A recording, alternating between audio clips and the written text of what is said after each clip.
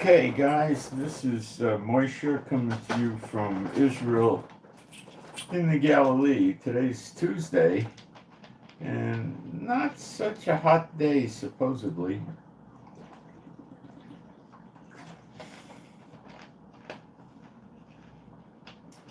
There's actually talk of rain hitting some of the coast of Israel, I think today or tomorrow, but I'll believe it when I see it. So we're at the 26th of August, and it's about 7:40 in the morning. And today we're going to go through the news. There is a reasonable amount of news to go through, nothing earth-shattering. I debunked a lot of rumors floating around in the news and, social media. Things that, Trump said, destroy Iran, not true. Recently they were saying, and other things that aren't true. The fires, we'll report on the U.S. fires. They're rather raging. We're going to discuss Wormwood and see if it has applicability to today and Revelation and how it's used, the words used in the Bible. And I'm going to get into some self-defense things that you all can do that are not very athletic or physically capable anymore, or even if you are. And I'm going to discuss things you can use that are lawful completely, like you can go on airplanes with them, you could go into courthouses and stuff like that. I'm going to explain all this to you. I have a heavy background in this. And I'm going to give it to you two ways. I'm going to explain to you how you can use these things today when you have, the government's functioning, and how you could use these things in the very near future when the governments are no longer functioning. And now some of these things you couldn't go into a courthouse with, but they're not illegal. All right, and now I'm going to go, and we're going to go do plenty of spiritual warfare with binding and loosing and tossing and praying and in agreement and all of this. Two or more, well, if one or two of you on earth agree, it'll be done by my Father in heaven, and we're going to use that, of course, online, but we could do that. And we'll have a good time. And I'm going to explain to you how we're actually spreading the gospel now in those last few weeks, and of course years, but it's just in the last few weeks with the binding and loosing, how that is spreading the gospel into who. And the channel's growing again, which is unusual to me, but it is. The last few days we got around 20 new subscribers. That's good. Now we're not going to be like the churchianity and the survivalists and the purpose that could pick up 3,000 in a day or anything. We're never going to get that, because very, very, very few people are going to want to listen to this message, because straight and narrow is the way, and few be that find it. And the word few would be better translated as perhaps a puny few, or very, very small amount. Few doesn't convey it, in my opinion. Very, very few. Broad and wide is the road to destruction, and many, I would say very, very many, find it. Okay? And there's a lot of roads to destruction. Atheism, Satanism, false religions, thinking you got a real religion and you don't. There's a number of ways to get there. Okay. So now I gotta make my air conditioning cooler, because it's not doing any good. Where is it? I'm gonna try a little cooler. Okay. I don't seem to have prayer requests today. That sometimes happens.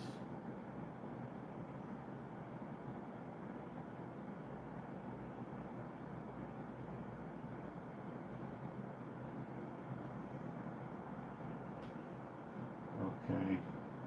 So I'm going to go into the live stream, make sure we got a live stream.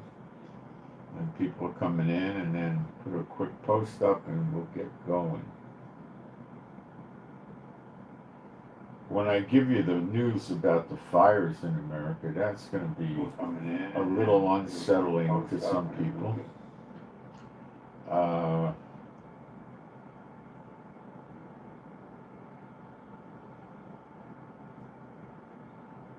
Half if lucky. Oh, it's way lower.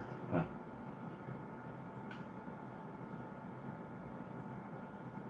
Well, I've got my moderators. Thank you, moderators. And let me get my post going up there, which is a quick thing.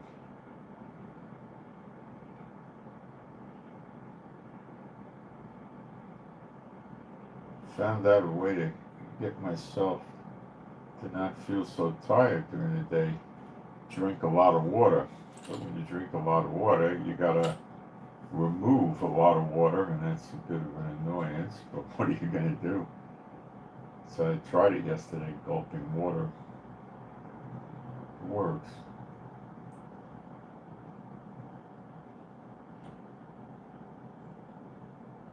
So I was not drinking enough water.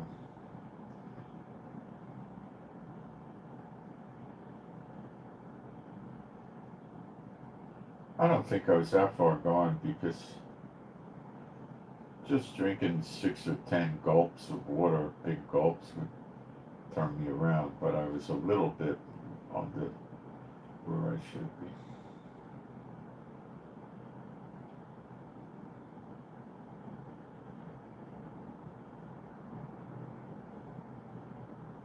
What the doctors in Israel suggest is drink large amounts of water with sweet, like,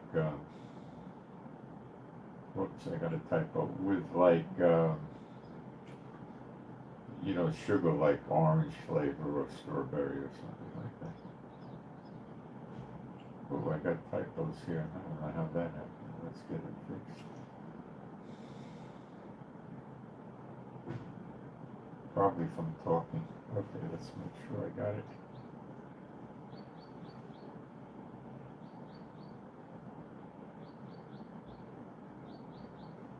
Oh, it's loaded with typos. I might have to have a do-over. Let me think. I gotta get in one more time. I gotta delete it. It's not working.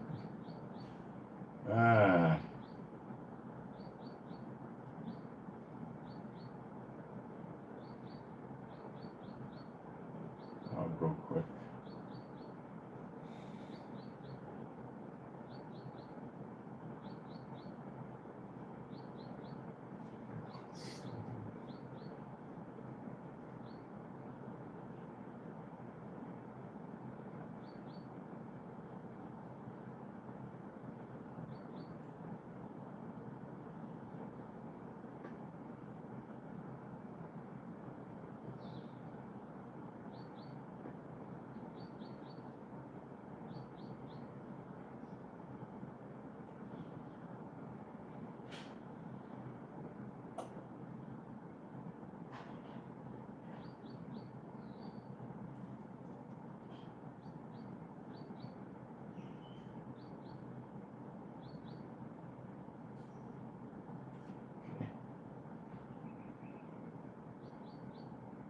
I got it now. I guess the secret is I can't talk while I'm typing on these little, the Schumann resonance. There you go. I remember when I was first learning about that, when I was doing rife machines and stuff. Frequency medicine.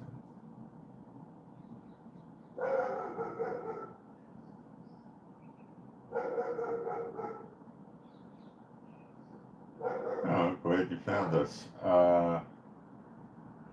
Water and lemon. That's a good idea. You know, the doctors don't really care if you drink the water cold. I don't think it has any effect on, dehydration.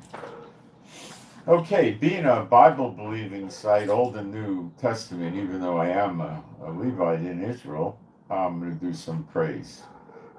There is no God like Jehovah. There is no God like Jehovah. There is no God like Jehovah. There is no God like Jehovah. There is no God like Jehovah. There is no God like Jehovah. There is no God like Jehovah. There is no Messiah like Yeshua. There is no Messiah like Yeshua. There is no Messiah like Yeshua. There is no Messiah like Yeshua. There is no Messiah like Yeshua. There is no Messiah like Yeshua. There is no Messiah like Yeshua. Okay, so cover a little bit of the debunking of the news. People are out there saying that Trump threatened Iran to destroy it.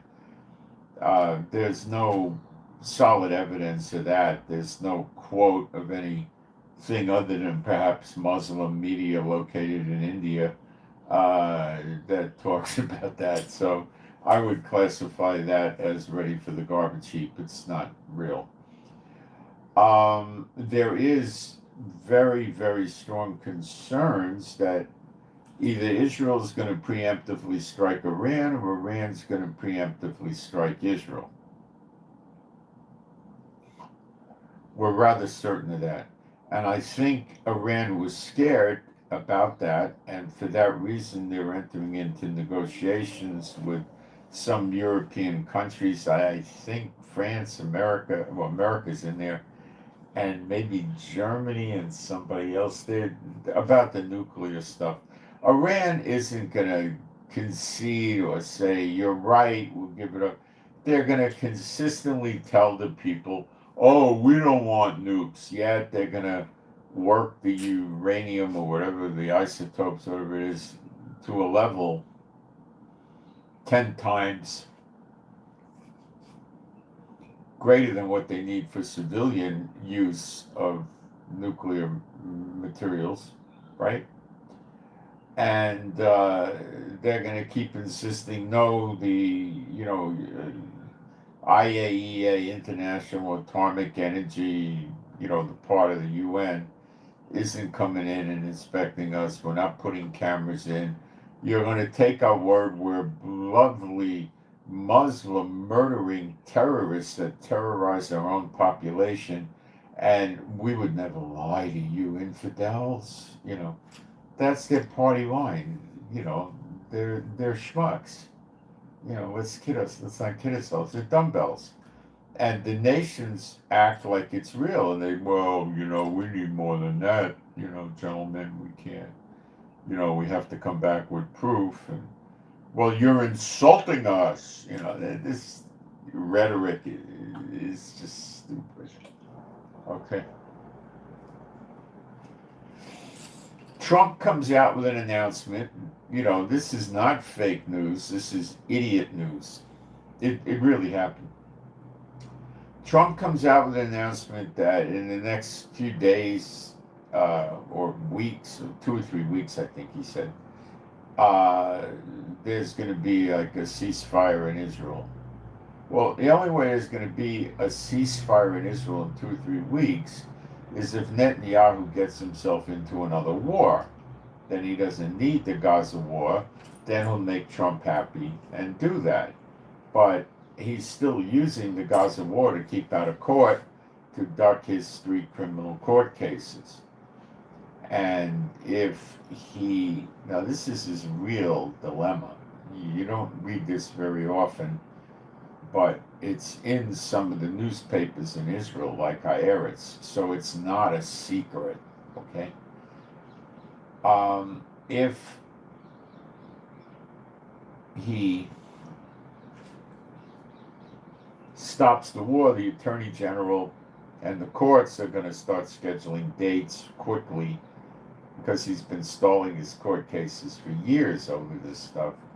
Oh, I got security problems. I can't come to court. We can't do this. We can't. So he's been postponing the case for years. So what's going to happen is the case is if he gets a vote of no confidence, or there is no war, if he gets a vote of no confidence,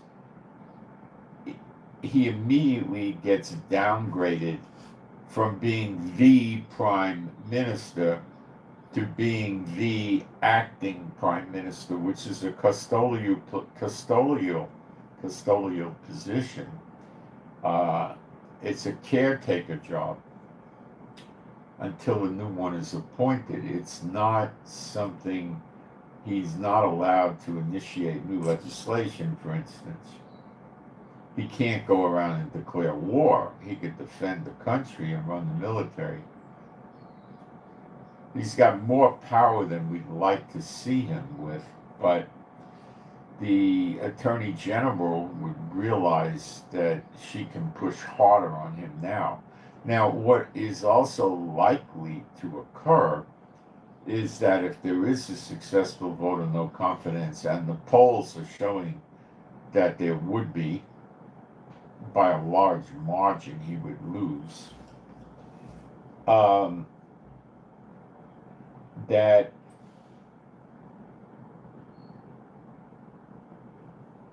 they could hold, because of the wars, they could hold an emergency vote in the Knesset even the same day they do the vote of no confidence, or the next day, and remove Netanyahu. Now, what happens then? Well, two big things happen then that Netanyahu is extremely well aware of. One is he has to deal with his criminal cases. Three of them. One of them is an iffy case that may not hold water. The other two are not so iffy, they're rather solid cases. So he might wind up with, if all three cases cause the conviction, which is probably never going to happen, but two might, he would get 16 years in jail. Okay, but I think what he's probably looking at is 2 to 4 years in jail. But that's enough to keep him out of politics forever and ever. And the amount of fines they would drop on him would be probably very large, and he may lose his house, and whatever money he keeps inside Israel may not be in, they may confiscate it. So there are problems for him. But the real big problem is that after October 7th, the invasion, when all our checks and balances were off, it was very suspicious. Now, how many people in Israel suspect that October 7th was allowed to happen by the Netanyahu regime? I would say as a minimum over 1 million people out of a little over 9 million people living here. Maybe 2 million people are aware of it. It just was too ridiculous to just have happen. Too many checks and balances were gone. So, and there were too many warnings that this was going to happen and were ignored. So Netanyahu conducted his own investigation with the military, which is a sham. And of course he came up clean. But what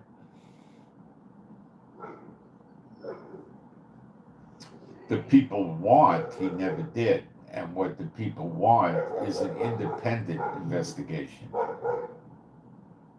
not conducted by the government of Israel or some entity that the government of Israel can, lean on to do what they want.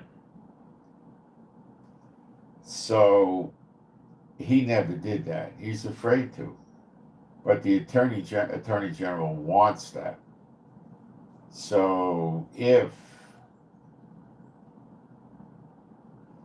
he gets removed, they're going to have that done. And I, in my own opinion, it's going to come down hard on the heads of him and about 25 people.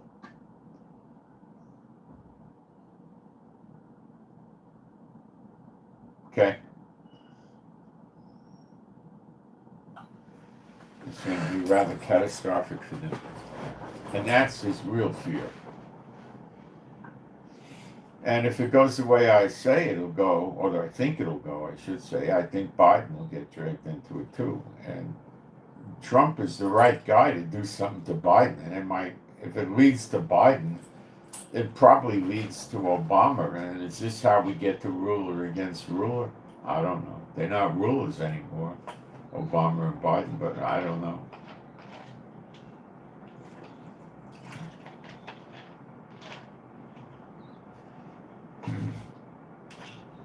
Netanyahu's going to kick against this, so it's in Netanyahu's best interest to keep the wars going, but he has to keep Trump happy. So if Trump, tells Netanyahu, hey, you got your problems and I got mine, I want this Gaza war over with. You see, what's really going on is, it's like Netanyahu's the prime minister of Israel, but using the Roman structure, let's call him a legate, and let's call Trump Caesar, okay?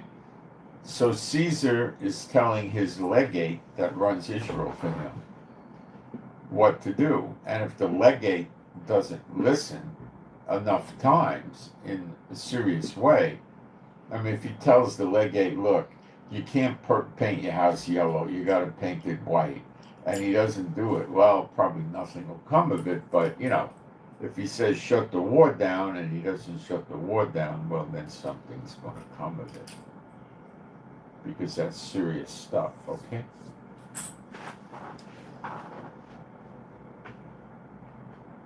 So the sooner we get rid of Netanyahu, the sooner the wars will stop. But they're not going to really stop, are they? No. Now, we could get rid of Netanyahu and the wars aren't going to stop for other reasons other than Netanyahu. So Netanyahu is between a rock and a hard plate, and he doesn't give up because Satan trains his people never give up. That's one of their mottos, never give up. And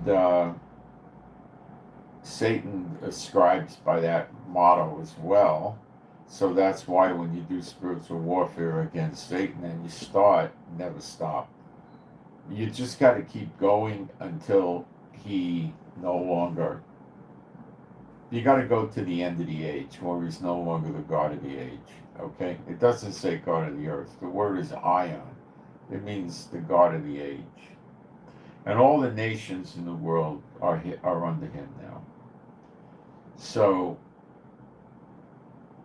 it's difficult. And, it says the whole creation groaneth for redemption. Everything. And that's why you're groaning. You're going, oh, it's so bad. Oh, all the countries are bad.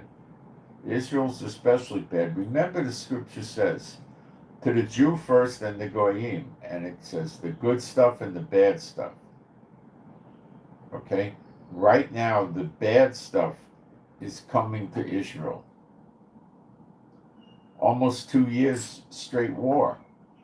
With who? With Gaza, with Yemen, with Iran, with Iraq, with Syria, with Lebanon, Egypt threatening us. Come on. Yesterday I saw a video saying that Egypt was attacked, or the day before, Egypt was attacking Israel fortifications in Gaza. And I deep dived into it, and it's a lie. It never happened. The Muslims, the radical, crazy Muslims, the ones especially in India, promote a lot of phony news, trying to make the people think that Iran and Gaza are really whooping Israel, and they're not. They're not doing anything. So I think Iran went into the peace talks with Europe and America because they think Israel will not attack them during the peace talks. Well, France is there. The other day, come yesterday or the day before, France comes up with a wisecrack. Even if there is a ceasefire and peace with Gaza, we still want a Palestinian state. So Trump doesn't care about them. And the UK is there. Well, not Trump, Netanyahu. Netanyahu doesn't care about the UK. They're completely against us. And so's Australia, and so's Spain, and quite a few other countries. So you're not going to. So Netanyahu may attack Iran during those ceasefire talks, but he doesn't have to. I mean, what do? They meet on a Monday or a Sunday, and then they meet again 10 days later. So you don't have to attack the day the meeting is going on, but don't think Netanyahu wouldn't attack the day the meeting is going on. It might be very.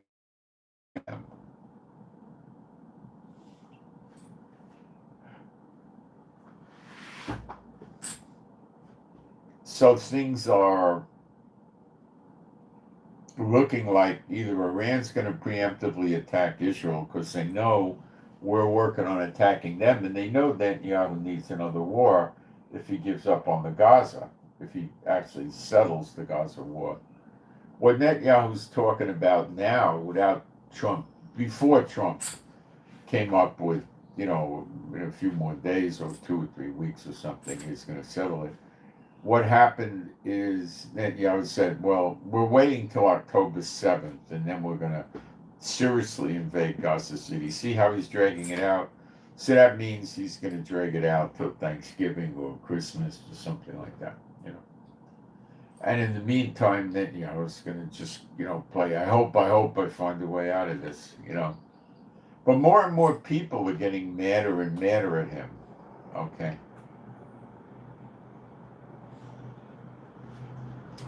He came up with a new stunt with the economy. He's offering the people through the tax authorities in Israel, and the taxes in Israel are some of the very highest in the world. He said, what exactly did he say?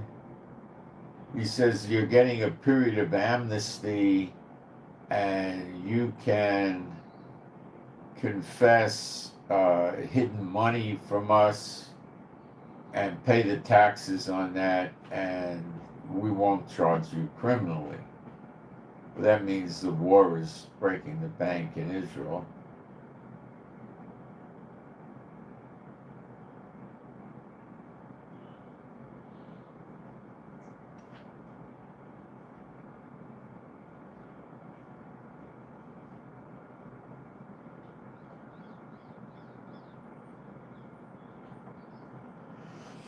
So we're watching Netanyahu wreck Israel.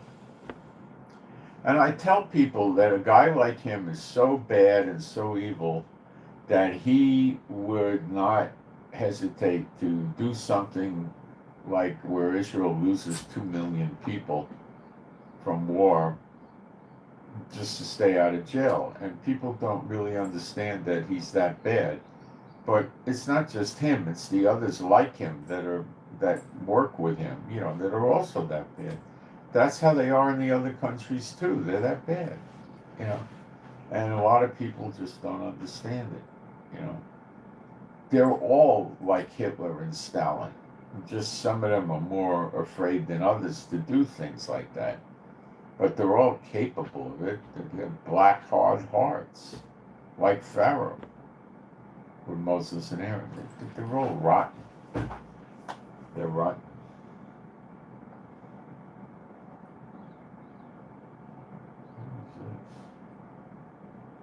Hold on a minute. Let me look at the live stream. Oh, people are coming in.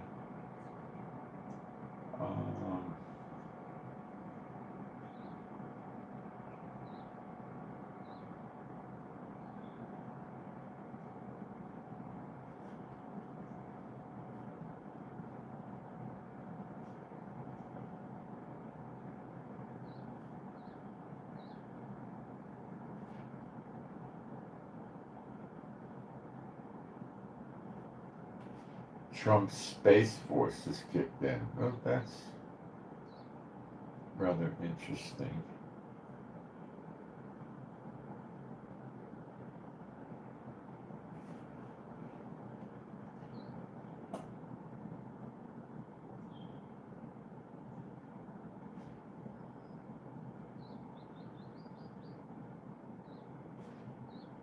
Yeah, we gotta just do English here, guys.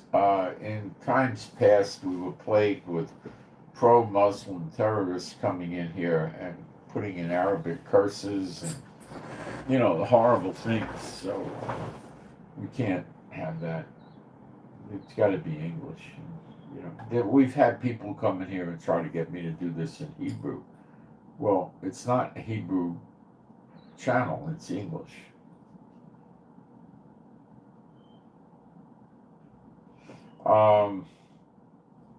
If you need a prayer request, you can post something up there in the chat. I'll see it. Or you could email it. Somebody put my email address up there, israelgiving7@gmail.com. It's perfectly good that you put the email address up. All right, back to what's going on in the world.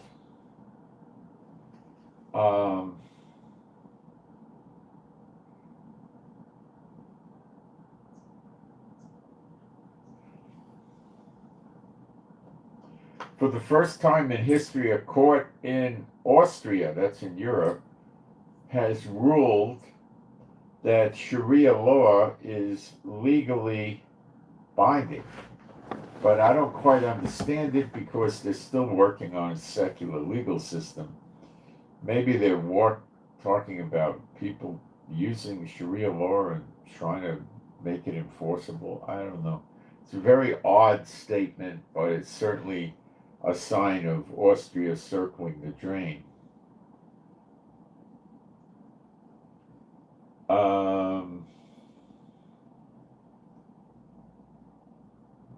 71 Jewish farmers and shepherds, no joke intended, shepherds with sheep, real shepherds, literal, have been wounded in Palestinian terrorist assaults, typically in the West Bank.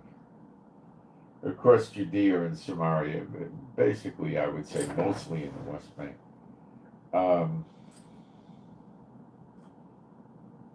And this is why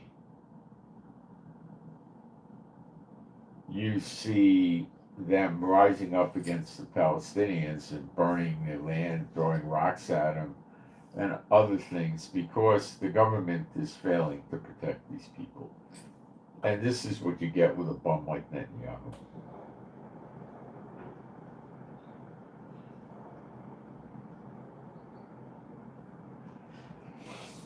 The bad guy, very bad person.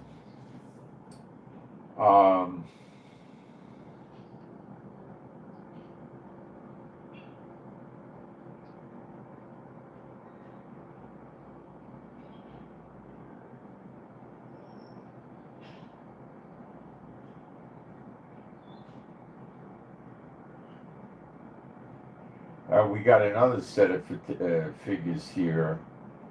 It says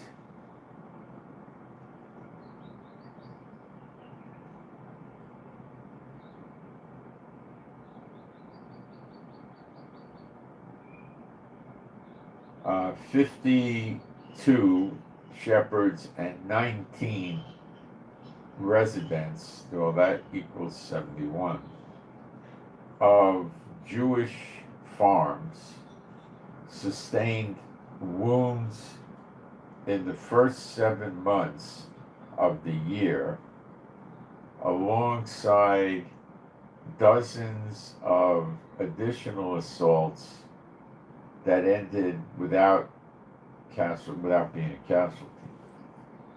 Netanyahu is failing to protect these people because he doesn't want to get the precious little Arabs mad.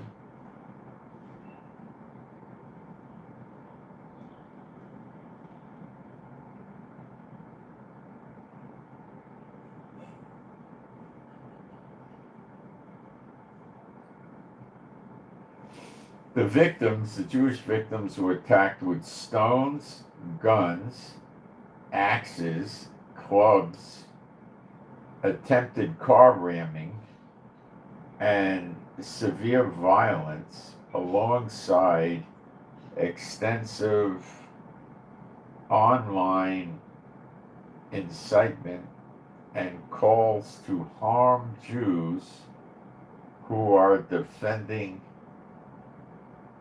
state lands from Arab invasion and take over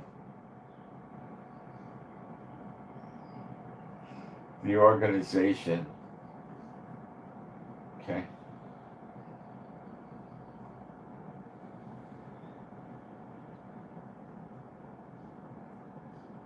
And Netanyahu and the government is scared to death about these people taking vigilante action.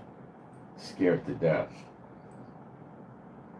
Because they could lose control, and then it's curtains for Netanyahu and his gang.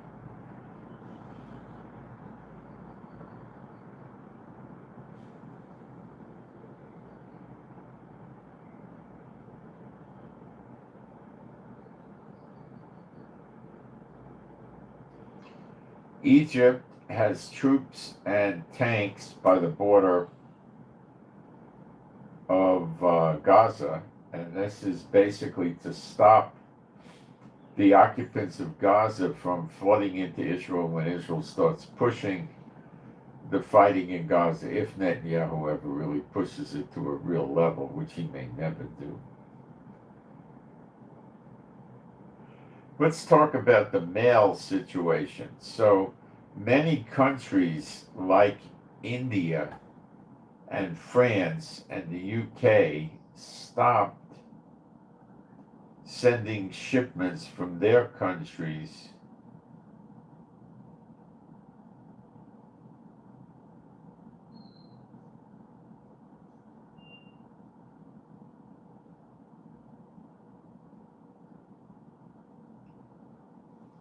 because they are upset with the tariffs that Trump put on. Previously, Trump was letting the people send packages into the U.S., parcels. None of this is concerning itself with regular mail, with an envelope, with paper. Okay, that's unaffected. That still continues.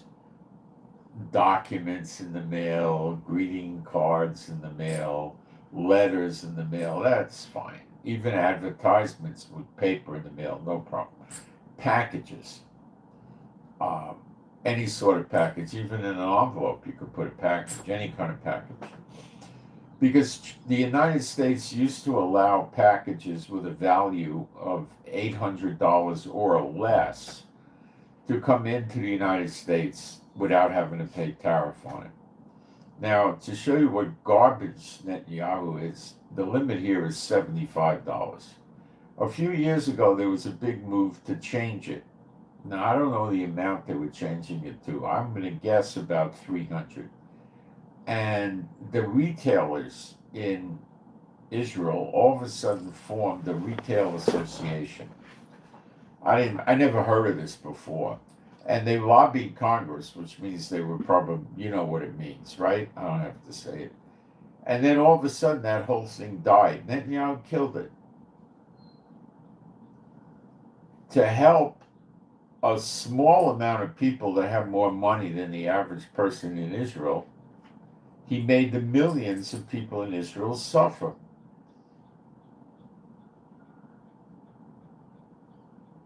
What a guy, huh? A piece of garbage from head to toe. It's a curse on Israel, this guy. So they're also saying that it's so vague, they don't know what the real law is on this, using the Postal Service and the tariffs, because the tariffs change. So in other words, if somebody's shipping a package with the post office with a value of $3,000, and it takes 3 weeks to get there, the tariff could be one amount when they shipped it, and then when it shows up, it could be another amount. So there's a big amount of confusion, and people that are having products that they purchase mailed to them from other countries are at times not picking them up from customs, and they wind up getting returned to the seller way down the road. So the seller had the product out of his inventory for months and spent money shipping it, and then doesn't get paid because the people do a chargeback. Most of the time they're going to win the chargeback.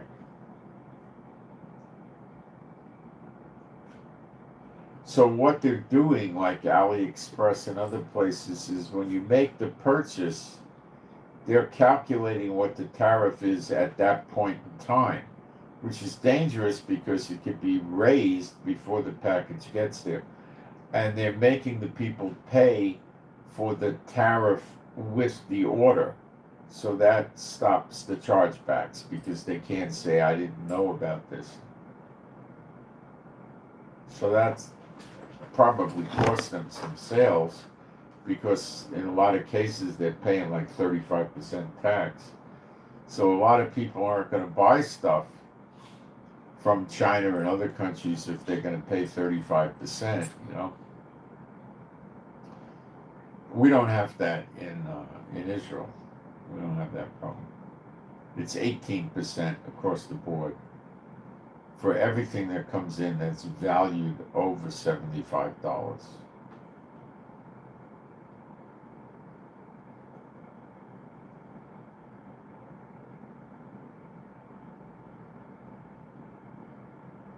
See, they don't care about the people, because we, the people of Israel, aren't going to be able to start a fund and push money to Congress in Israel to get a good law. So they ignore the people and they go to those that are going to raise money. And pretty sick.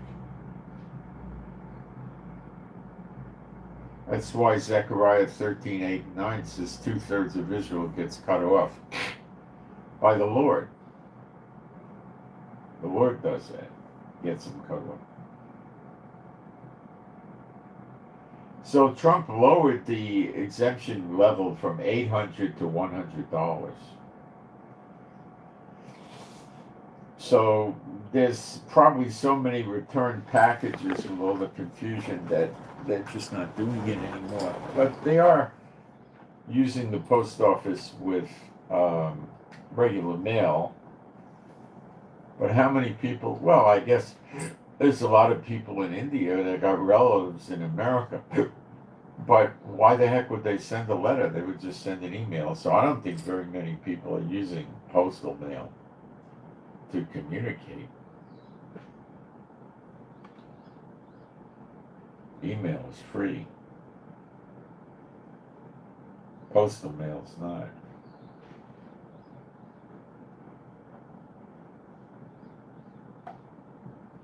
So Netanyahu's doing this get out of jail, just pay the taxes you owe for your money, and they have an eye towards cryptocurrency, that they want the people to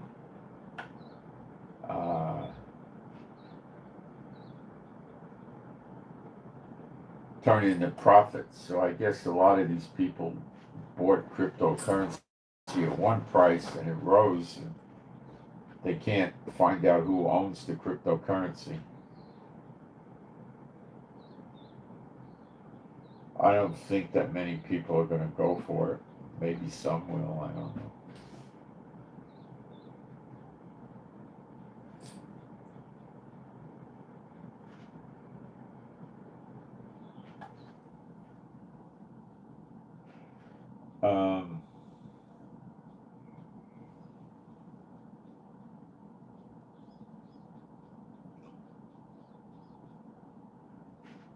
Okay.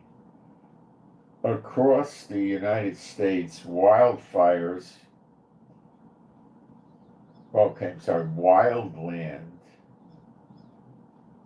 firefighters, the ones that fight the fires in the woods, I guess, continue to face challenges. Conditions on multiple fronts, challenging conditions on multiple fronts. They're talking about the northern Rockies.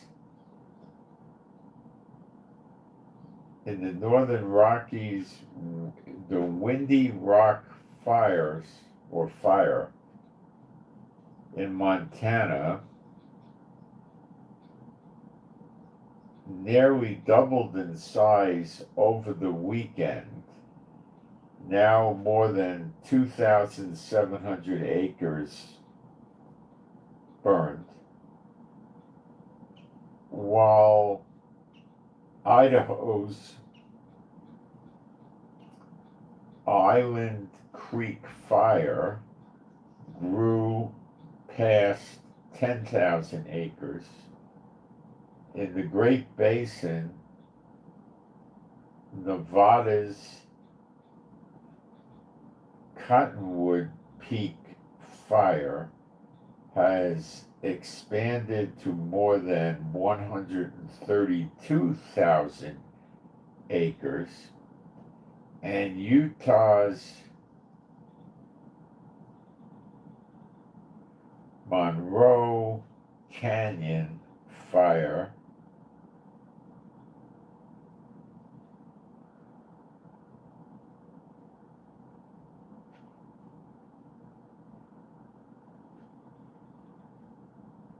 hold on, I lost my place.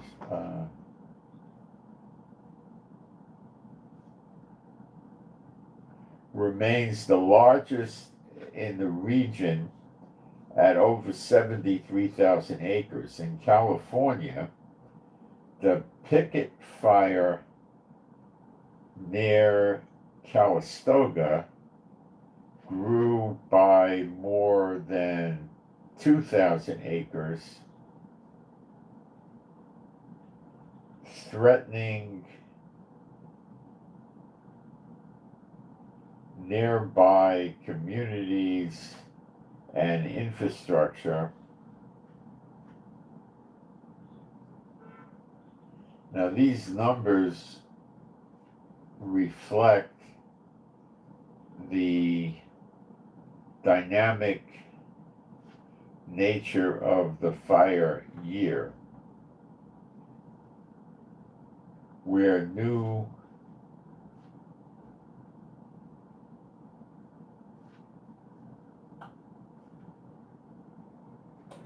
ignitions and growth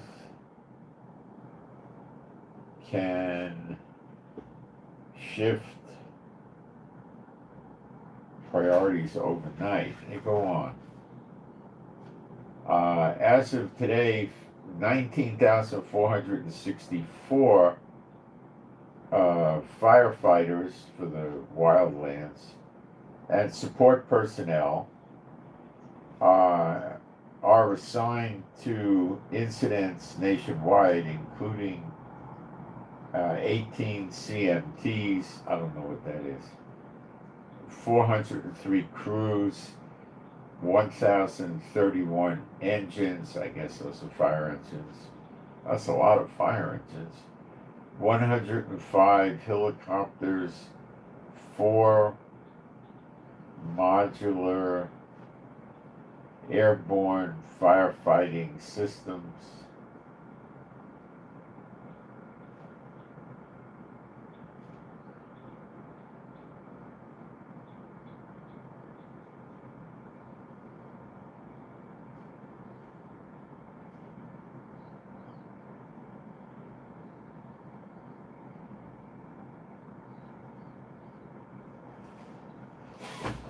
It's pretty hairy what's going on with the fires.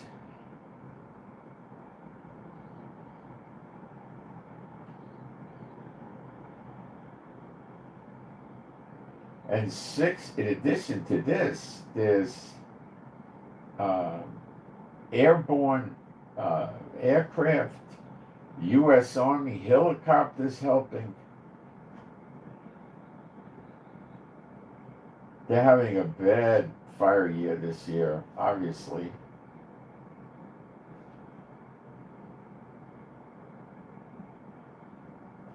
At the same time, human-caused wildfires continue to place added strain on resources.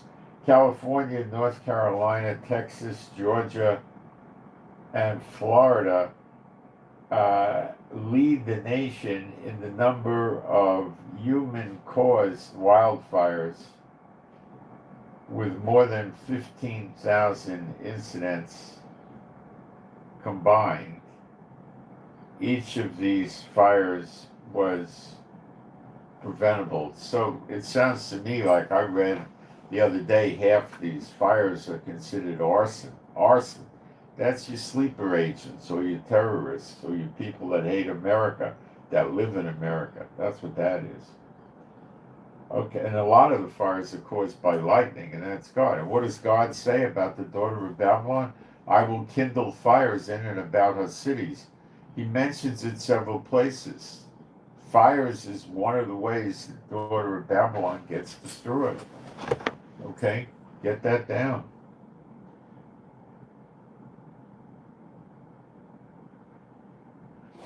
I suppose I should read these scriptures again, and I will. I'm going to go find them. I've got them in my notes somewhere.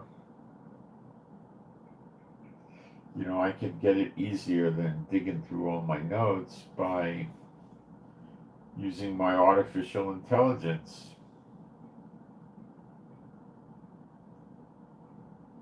What verses in Jeremiah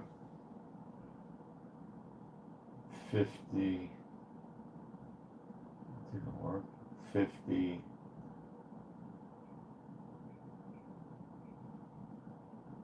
and 51 KJV have word fire in them.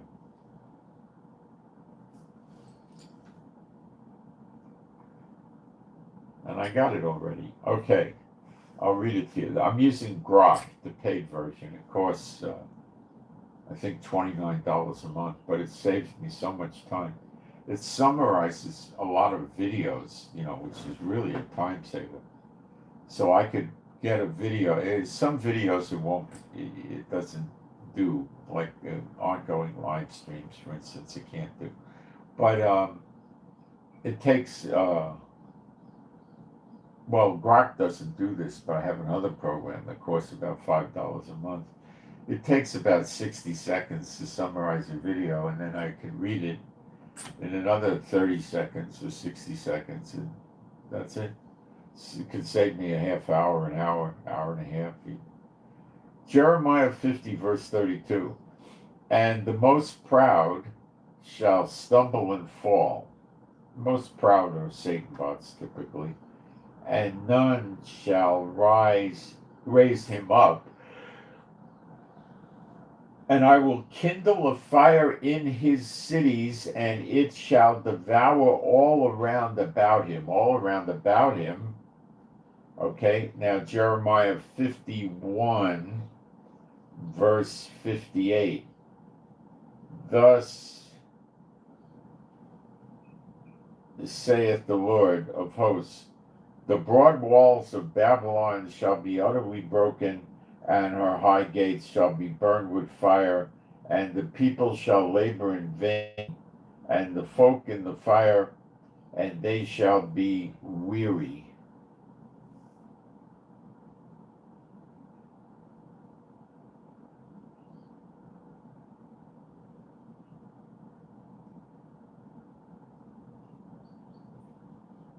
There's another verse that says, in and about your cities. Okay. So, there it is, guys. That's the daughter of Babylon. Pin the tail on the donkey, the daughter of Babylon, and that's it. Okay.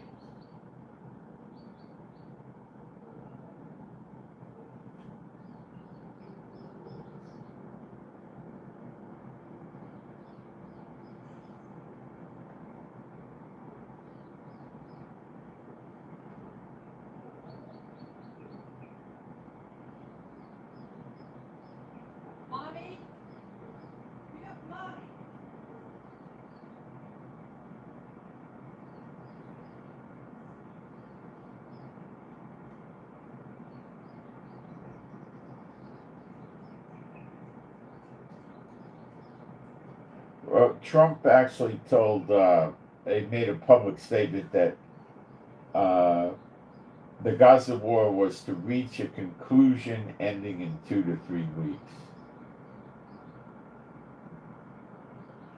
And, he says stuff that often doesn't come to pass. There's protests in Israel today again from people protesting the war in Gaza and the hostages not getting back.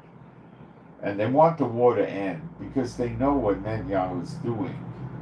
But how the war ends is very, very important. Maybe perhaps they're too left wing on that issue. You can't just say, well, we'll let the hostages come back at any price, But what these people would be much better off doing is turning against Netanyahu and protesting to get him thrown out with a vote of no confidence. That's the best thing. But somebody's brainwashed the Israelis to think that that's dangerous with all the war threats, but they don't see that Netanyahu is far more dangerous. But they like the fact that he gets along with Trump. But cursed be the man that trusteth in man. And that's going to blow up in their face. That was the scripture I read.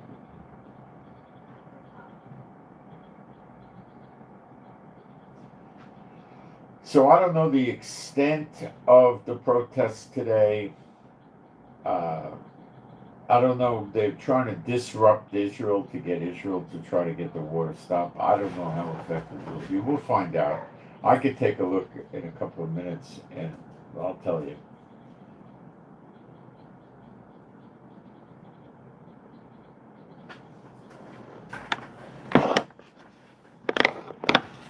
I'm going to take a quick break and I'll be right back.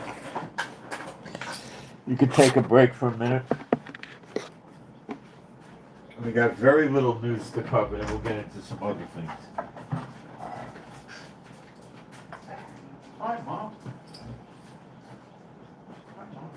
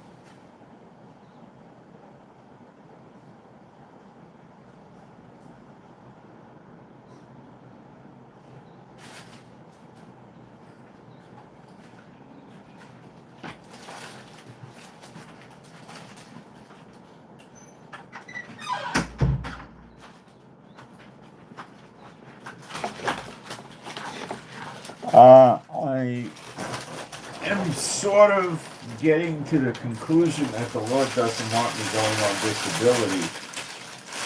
I don't think He wants me to go through with it. It's begging bread, so to speak. And I don't think He wants me to do that.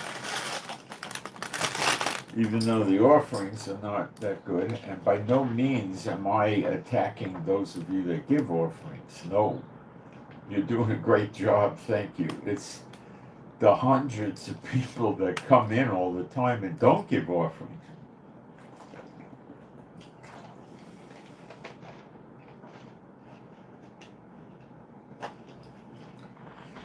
So for a lot of reasons, I don't think I'm supposed to go through with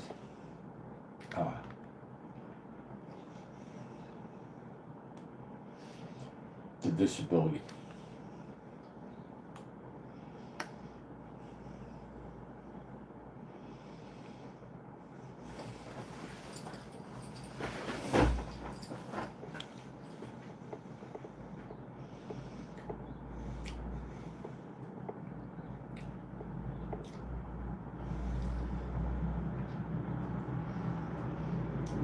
Maybe we'll pursue getting a disabled parking permit, because you don't have to go through disability for that.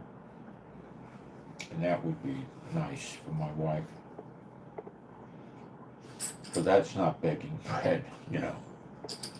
That's just being able to park close to places if she does have issues. So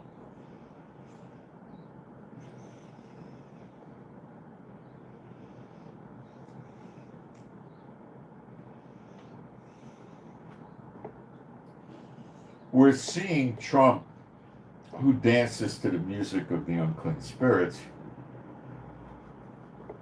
pushing peace every place he can. I want this war in Gaza stopped. I want this war stopped. I want this and that. And he's failing rather poorly at it. He's making believe he did a good thing in Syria when he relieved them of the sanctions, took the sanctions off them, and they collected a lot of money that was frozen in sanctions, I believe. And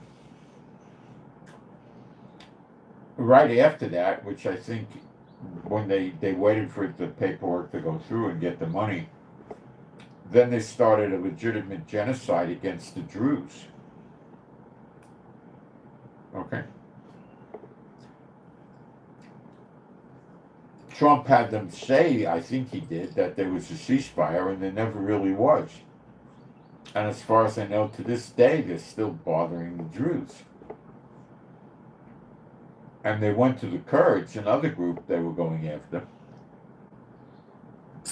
The reason they're going after the Kurds is because of Turkey. Turkey backed them. Turkey is afraid of the Kurds. The Kurds are inside Syria near the Turkish border and inside Turkey as citizens. They call themselves Turkiya, but we'll call them Turkey. And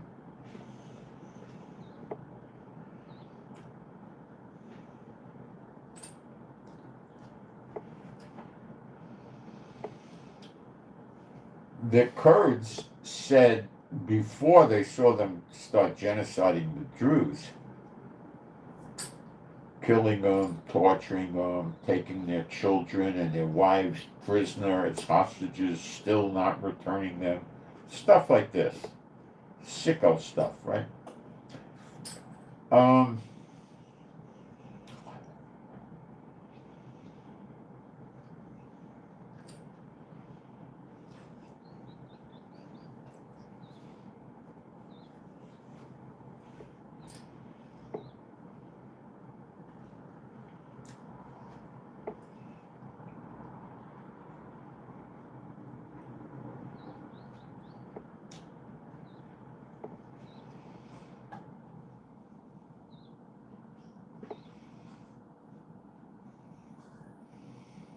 The Kurds said that they were going to surrender their heavy weapons to Giuliani, the new ruler of Syria,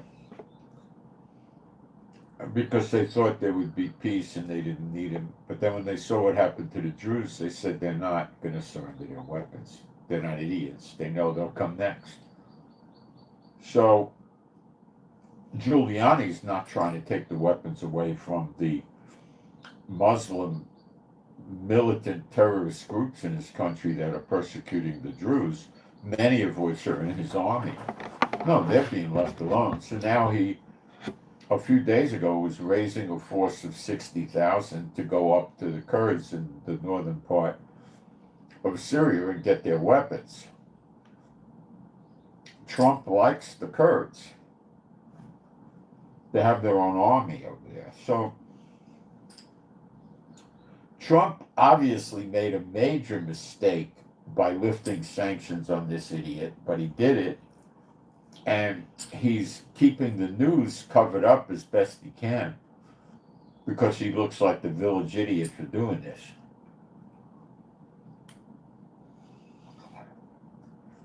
So he operates just like Hillary Clinton or Biden or anybody else, you know. He's different in some ways, but his tariff stuff is idiotic, and you, the people of America, have to pay the tariffs. So he's increased everybody's taxes in America, and they're applauding him. You pay the tariff money, it goes to the federal government. He hasn't dropped your IRS taxes in favor of that. It's just an additional tax. And people in America are so stupid, they're happy about it. And you're suffering from incredibly bad inflation. And it's only going to get worse because the price of everything is going up. And then he's going to find some way to cook the books so that people on Social Security and disability aren't going to get a true 18% increase or 20% increase. They're going to get 2% or something. You know, he's the same thing. The same thing.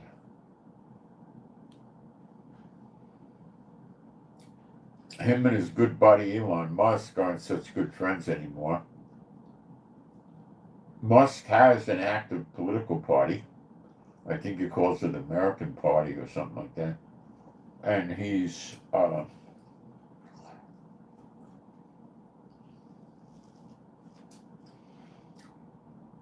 trying to promote that for the next election.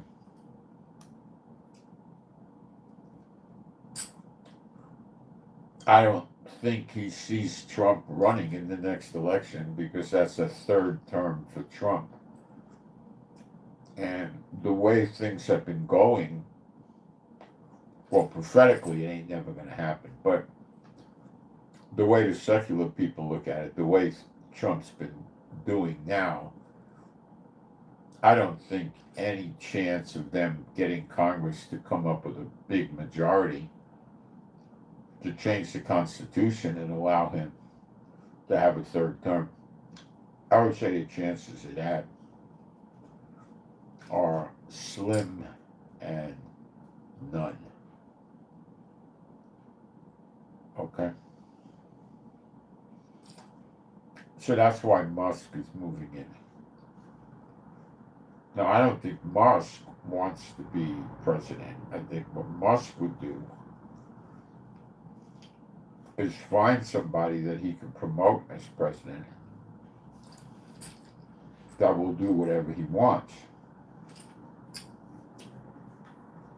So, the way Musk operates, he might put $150 or $250 million into putting somebody in the president's office.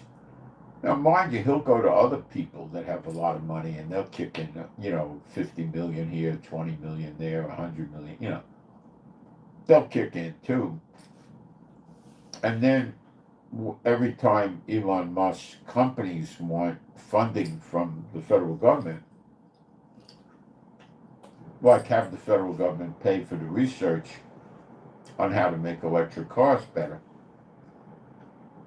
I mean, they benefit from it, you know.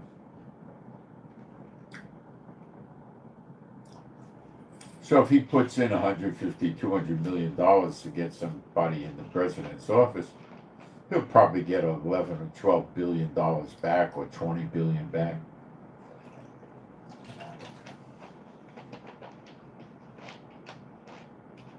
Trump wasn't playing ball with Musk. Trump was, for some reason, not giving him the funding, so Musk said, I'm wasting my time.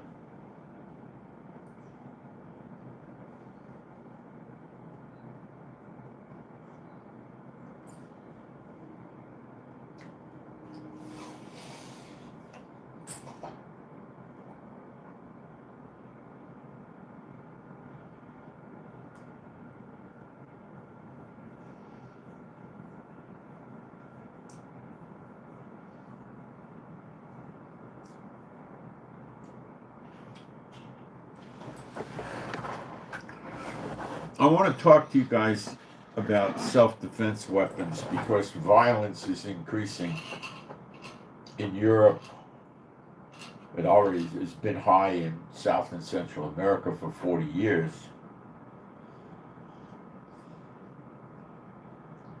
But I think in America, likely Canada, it's getting pretty high.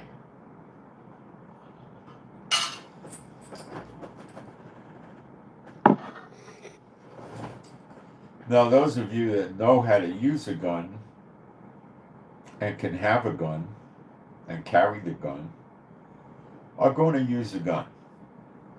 Now, some of the things I'm going to show you will work with guns and can help you take care of a problem without using the gun. What some of you guys are not aware of, I worked in law enforcement a long time ago, and I was a gun nut in America for many years, and I knew a massive amount of gun nuts. Okay, not a massive, I knew plenty. I used to hang around in ranges and gun stores. Okay, I was a believer too. All right, let's talk.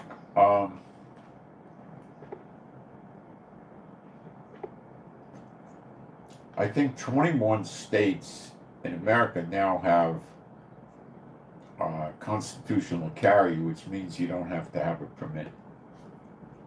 But it stops you from going into another state sometimes that has permits because they want to give you reciprocity with your permit, but you don't have a permit, so it's kind of an iffy thing.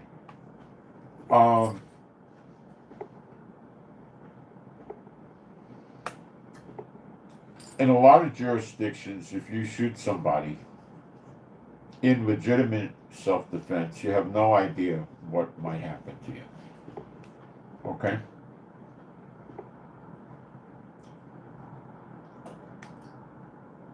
If you're in the right jurisdiction, if there are any jurisdictions like that, maybe Montana, North and South Dakota, Idaho, Utah maybe, some places, you might have a very easy time of it. And a lot of that's going to depend on witnesses and the facts. If two perpetrators kicked your door in, they came in the house and they started firing at you, and you fired back and killed them, and they fell dead in your house, and you called the police immediately, as well as calling an ambulance because you want to cover your butt on that.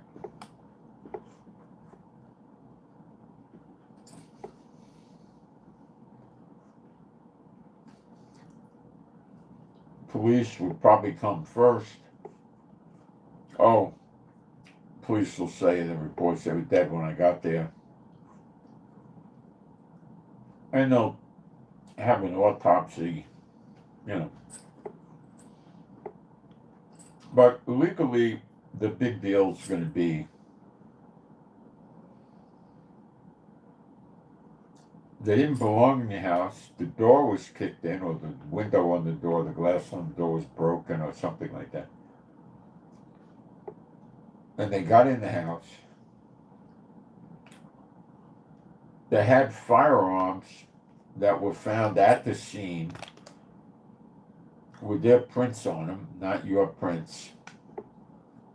It would help if they were stolen illegal firearms, a lot. And you didn't shoot them 9 times each, maybe 1 to 3 times each.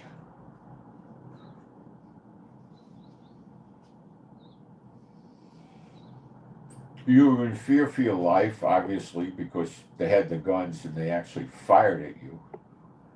And they could pull the bullets out of the wall, or they broke windows or something. They find the bullets or evidence of the bullets. there's a remote chance that they take your statement, they leave you alone, and they say they're going to submit it to the DA. And the DA in a good jurisdiction would look at it and probably never bother you. In a lousy jurisdiction, that's not the case. The DA, and what is a lousy jurisdiction? Probably 25 or 35 states. What is the DA likely to do? Well, this is likely to be a left-wing person who doesn't agree with you on sexual relationships, doesn't agree with you on race and religion and other things. You don't know what you're going to get.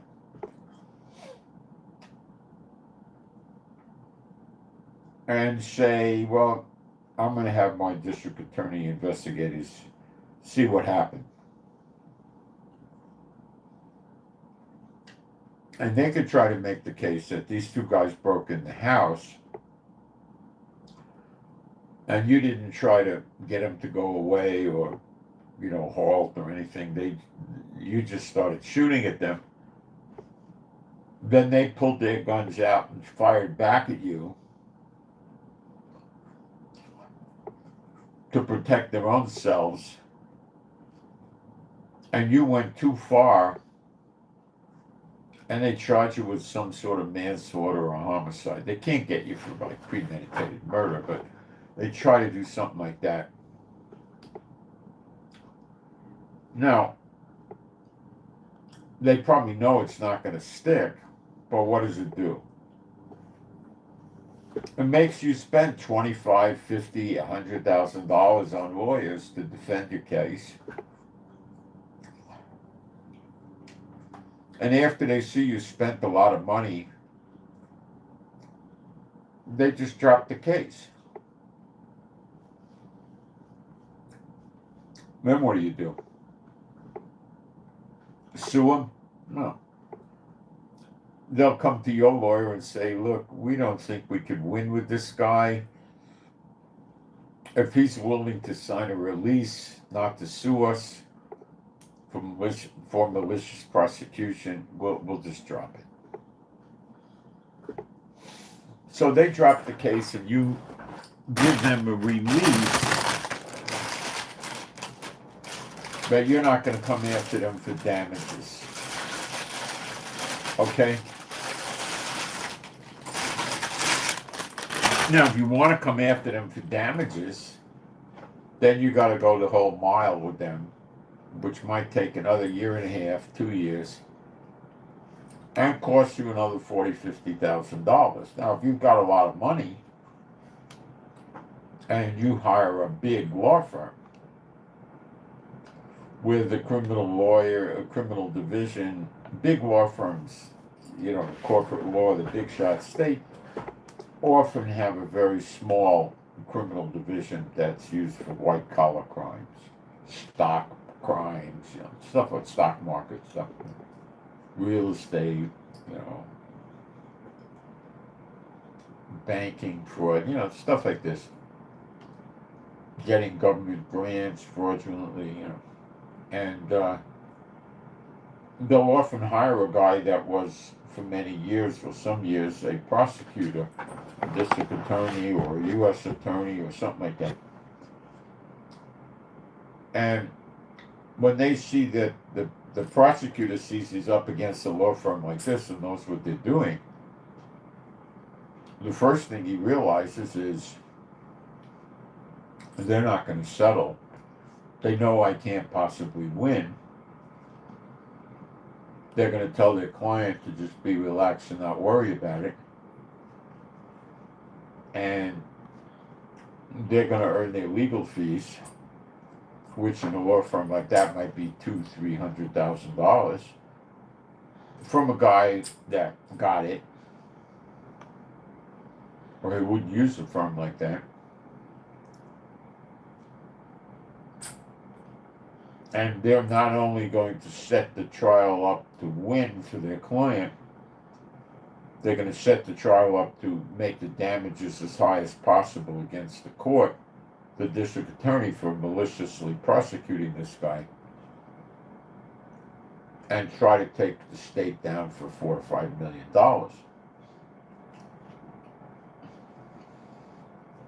And if they do a good job, when it's over, they'll tell their client they'll take the case of suing the district attorney on contingency for 40%. So if they tag the district attorney for $5 million, they pick up $2 million. And they'll win, they'll get it.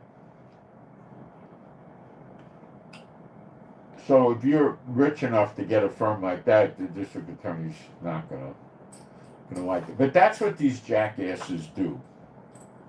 Okay? Now, if you're in a state that's a no-retreat state, and they come into your house, and it's nighttime, you can just shoot them. You know, it's hard for them to do this sort of stuff, okay? But they'll bother you. Because they can't stop the Supreme Court from letting people have guns and carry them.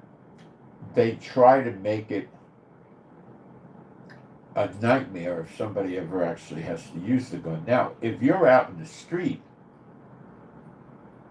and some guys come up on you, a guy or something, and says, you know, tries to assault you or rape you, or if you're a female, or take your purse or your wallet or rob you, and you resist, pull out a gun and shoot him,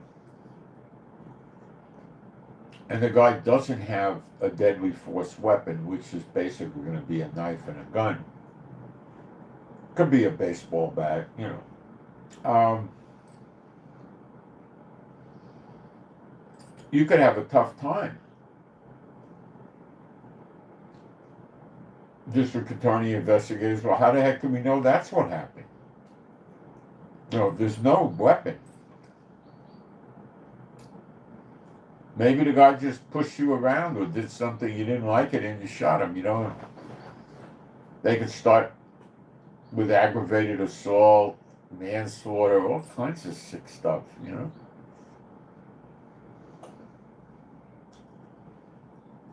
I remember when I was in college, there were some kids there. I was in Florida. And one of the neighbors would wait for these kids to go to sleep, cross the street, and go in through an open window and try to find where their wallets were and take their wallets or money and stuff like that. And he got away with it once or twice. Not a bright guy. So the kids didn't like it. So they waited for him, taking turns with a shotgun. And he came, and one of the kids with the shotgun yelled at him, and the guy started running away.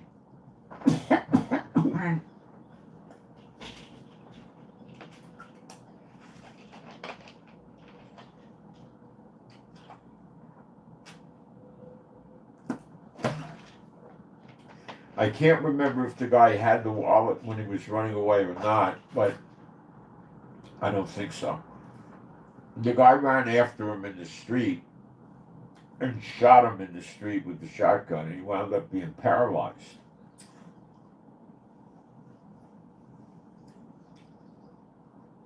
Well, this guy had to go in front of the grand jury. He got cleared. Florida and any of these major shooting things, you got to get cleared by a grand jury. That's scary. If you ever went through it once, you would not be happy. Now, sometimes it's boilerplate, you know. Two guys with long records come in with stolen guns. They kick your house in. They start yelling and screaming in the house. You grab your shotgun and you pump a few rounds of shotgun shells at them and they die. It's going to go to the grand jury in Florida, but not a lot's going to happen. You'll get off. Your lawyer will tell you don't have anything to worry about. It's not going to cost you that much money. The lawyer's probably not going to be able to appear in front of the grand jury with you, and he'll coach you, and that's it. And the district attorney himself might approach you. Well, they have what's called, what do they call them? The Florida attorney. It's a prosecuting attorney that works for the state. They carry guns, they have badges. They're basically kind of like cops. And they would maybe even tell you not a whole lot's going to happen. It's just a formality we got to go through. I'll get you through it. I may ask you these kind of questions. You just give me the same answers you gave me yesterday, and that's it.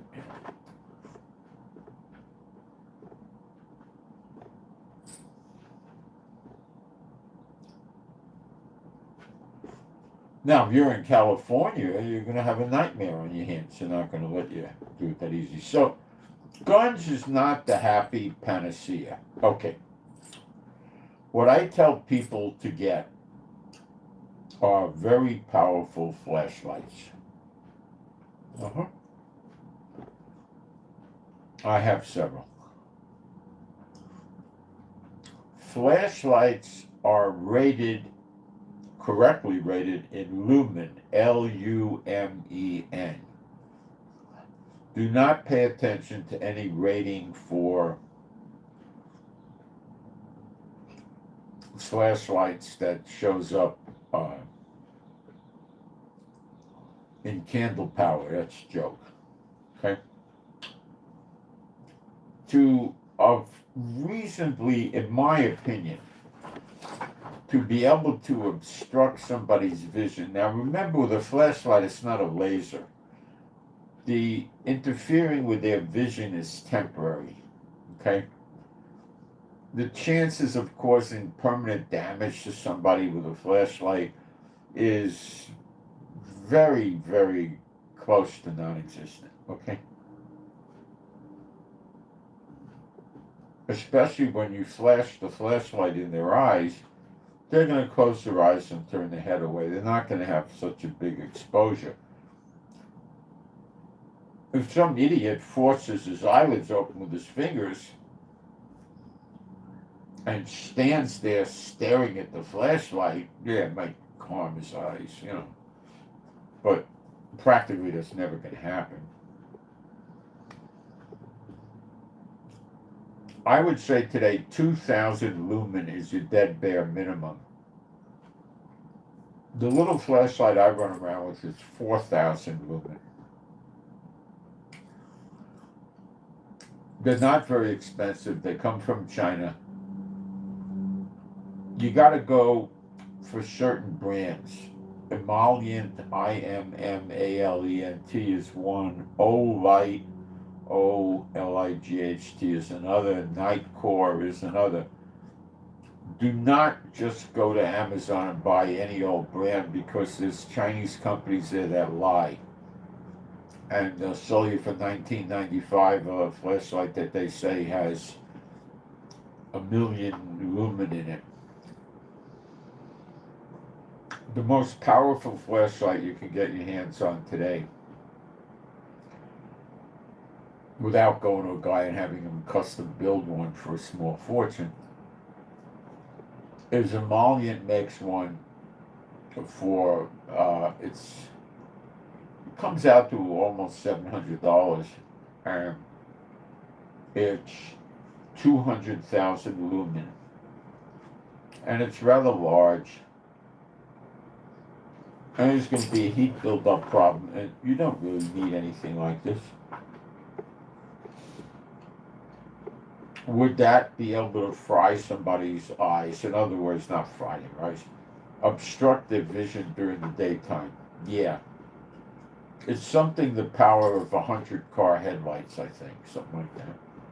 If you could imagine what one car headlight does, you imagine 100 of those, put into one. I mean, if you had money and you could afford something like that and you didn't mind carrying a big thing, it's probably about 6 inches long, and the head of it is about like 3 inches to 4 inches across. Well, I have a 4,000 lumen that's about this big, like the size of roughly like a cigarette lighter. Well, a little bit thicker and heavier, but it's real small.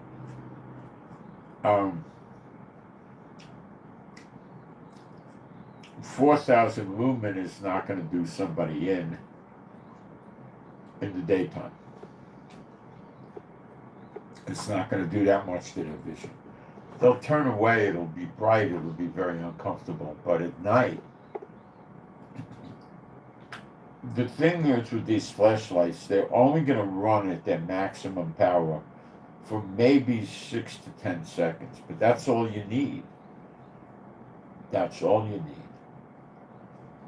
Then they're going to step down a lot.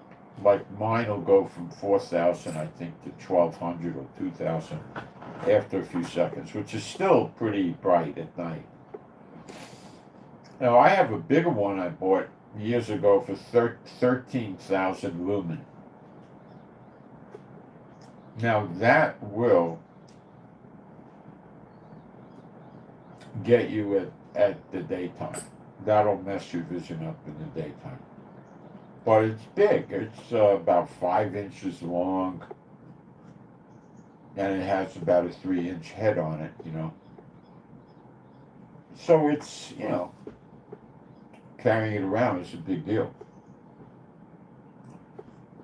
There's a lot you could buy that are about 1 inch in diameter, and they're 5-6 inches long. And you could probably get up to maybe 4, 5, 6, 7,000 lumen or something like that. They're always making strides in this.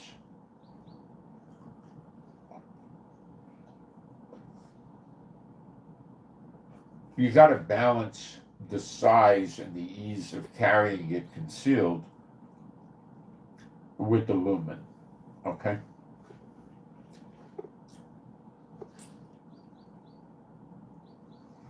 Now, if I was in full wartime mode, and the government was gone, there was no more government, it was straight chaos. And I was worried about people coming after me, and I had an assault rifle, and I was looking at knocking them off at, 100 feet or 200 feet before they got close to the house.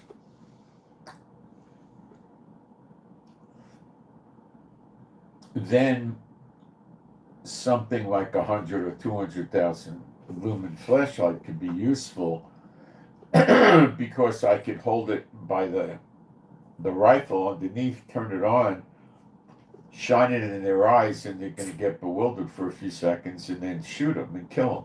Now, we're talking about there's no government anymore. There's no accountability. You see a stranger with a firearm coming onto your property and there's no government, you're not going to say, state your business, this and that, because they'll start shooting at you. You just drop them, right? There's no more government. There's no law anymore, okay? And you'll have those days very shortly. So, you don't want to shoot an innocent guy, but you also could turn the light on and the guy could fire at the light. Well, you got to know what you're doing. You got to practice with the light. So flashlights are, number one, they're silent. Okay? No boom. Number two, they're predominantly a defensive weapon. And they're not a weapon. Prosecutors can't really make a case in court that you shined a flashlight in somebody's eyes who was attempting to do something bad to you. Now, if there's some old person in a wheelchair and says, well, they came up and shined the flashlight in my eyes, and, well, now you're using it to assault somebody. Yeah, they could do something to you. Not a lot. And, I mean, what? Maybe next to nothing, but I mean, something, But if you're using it as a defensive tool, there's really not much going to happen to you. Now, it's designed to stun the other person's vision, and then you run away. That's when the government's operating. Okay? You hit them with the light in the eyes, and then you get the heck out of there. Okay? If dogs are bothering you, you can use it on the dog or wild animals. Now, when you use it on wild animals or dogs, you got to understand it is going to mess their vision up pretty badly, especially at night. Very badly. It's not going to be permanent, but they still are going to work with sound and smell. So if you're going to use it on an animal, you got to move. You don't stay there, because the animal will know where you are. Now, the animal's not going to give chase after you without vision. That, if he does, he's going to bang into things and fall over. It's not going to work. Some animals are so wild and vicious, they might try it, but it ain't going to work. They need their vision. They can't give chase without vision.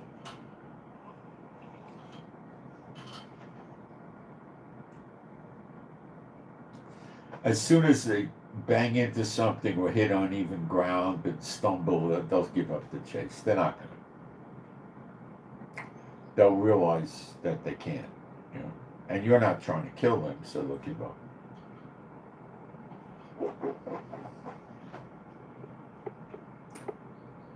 So you can use it to deter any kind of an animal.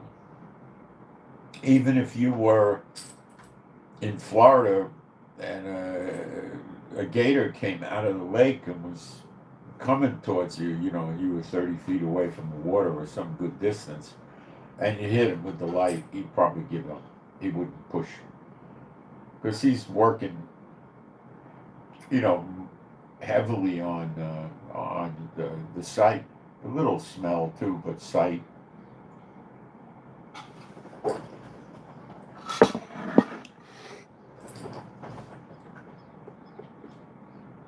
Well, you got to be aware of that, it would work on dogs. Okay, now let's get serious.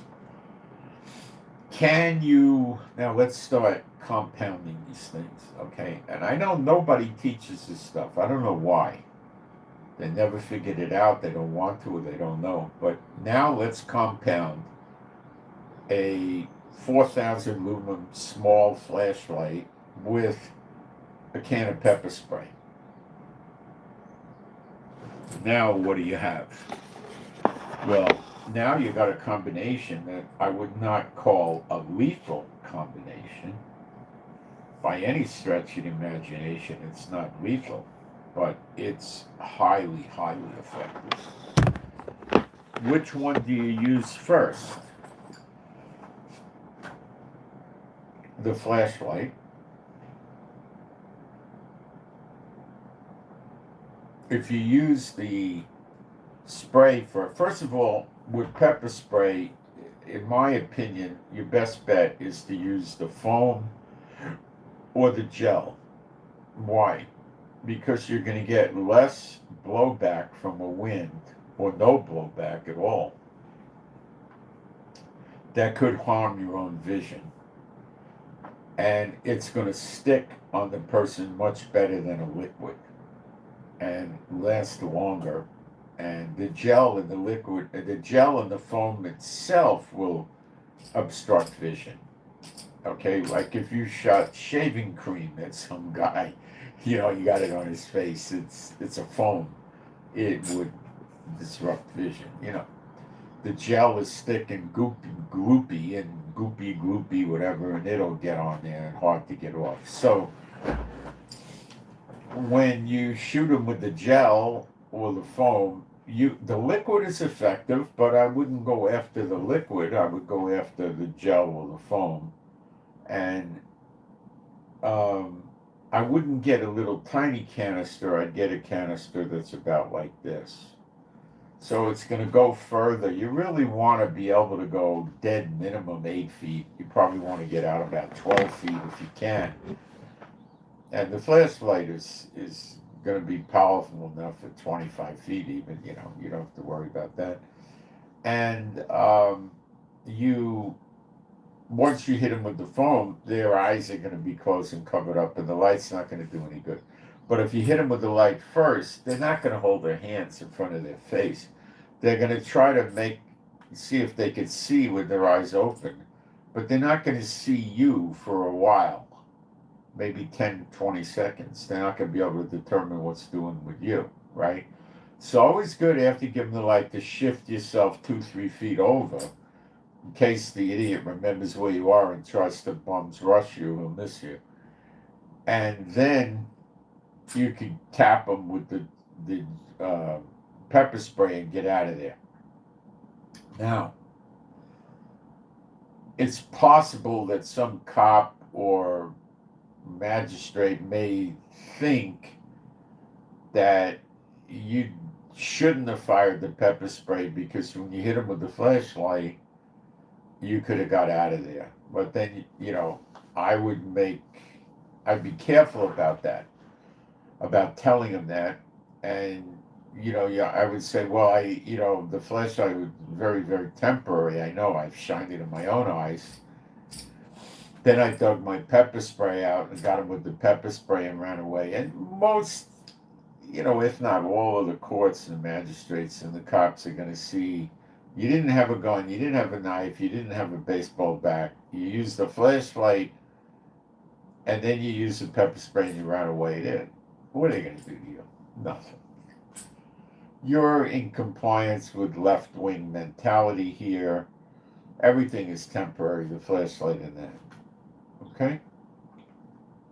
Now, let's say there's no government. How does this work now? Oh, it's a horse with another color.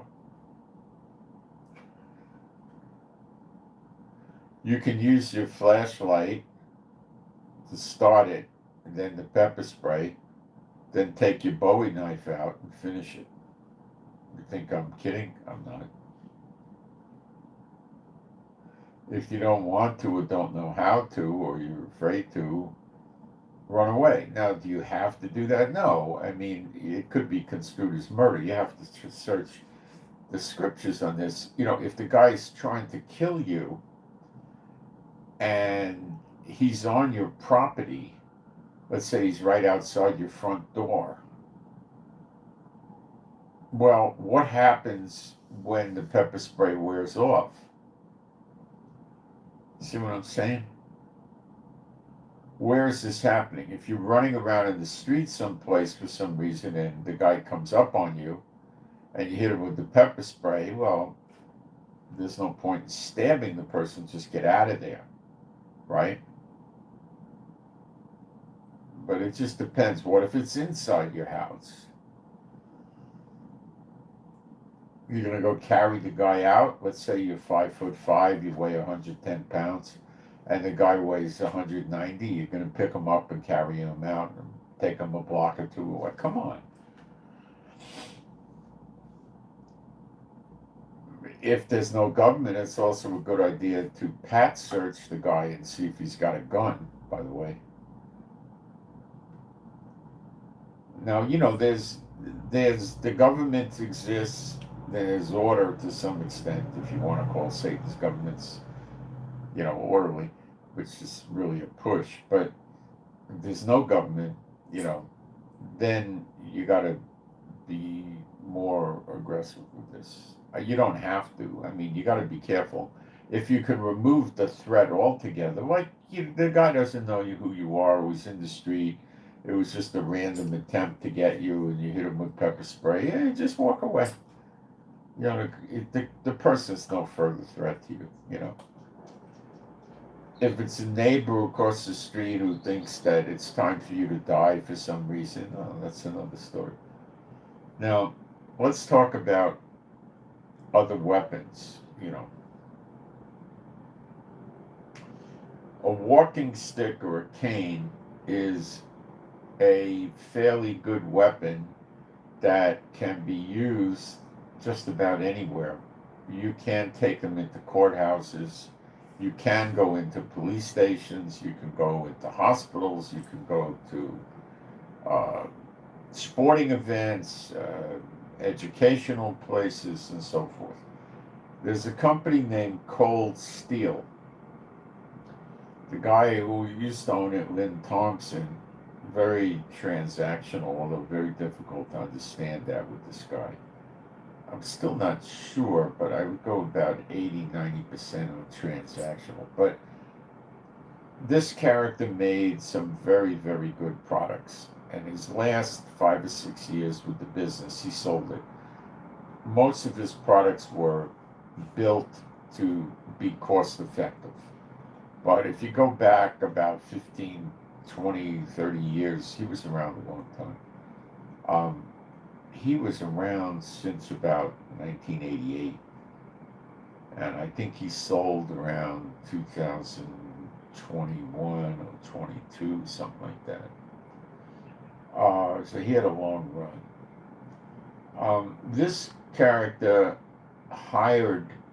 made a fortune. I understand one of his parents was Japanese, and when he started work, they took him to Japan and introduced him to knife makers in Japan with the good steel, and he started making knives. He made the Tonto knife, very famous for that. He made millions off of those. And then he made many other knives, and many of his knives were made at a very, very high level.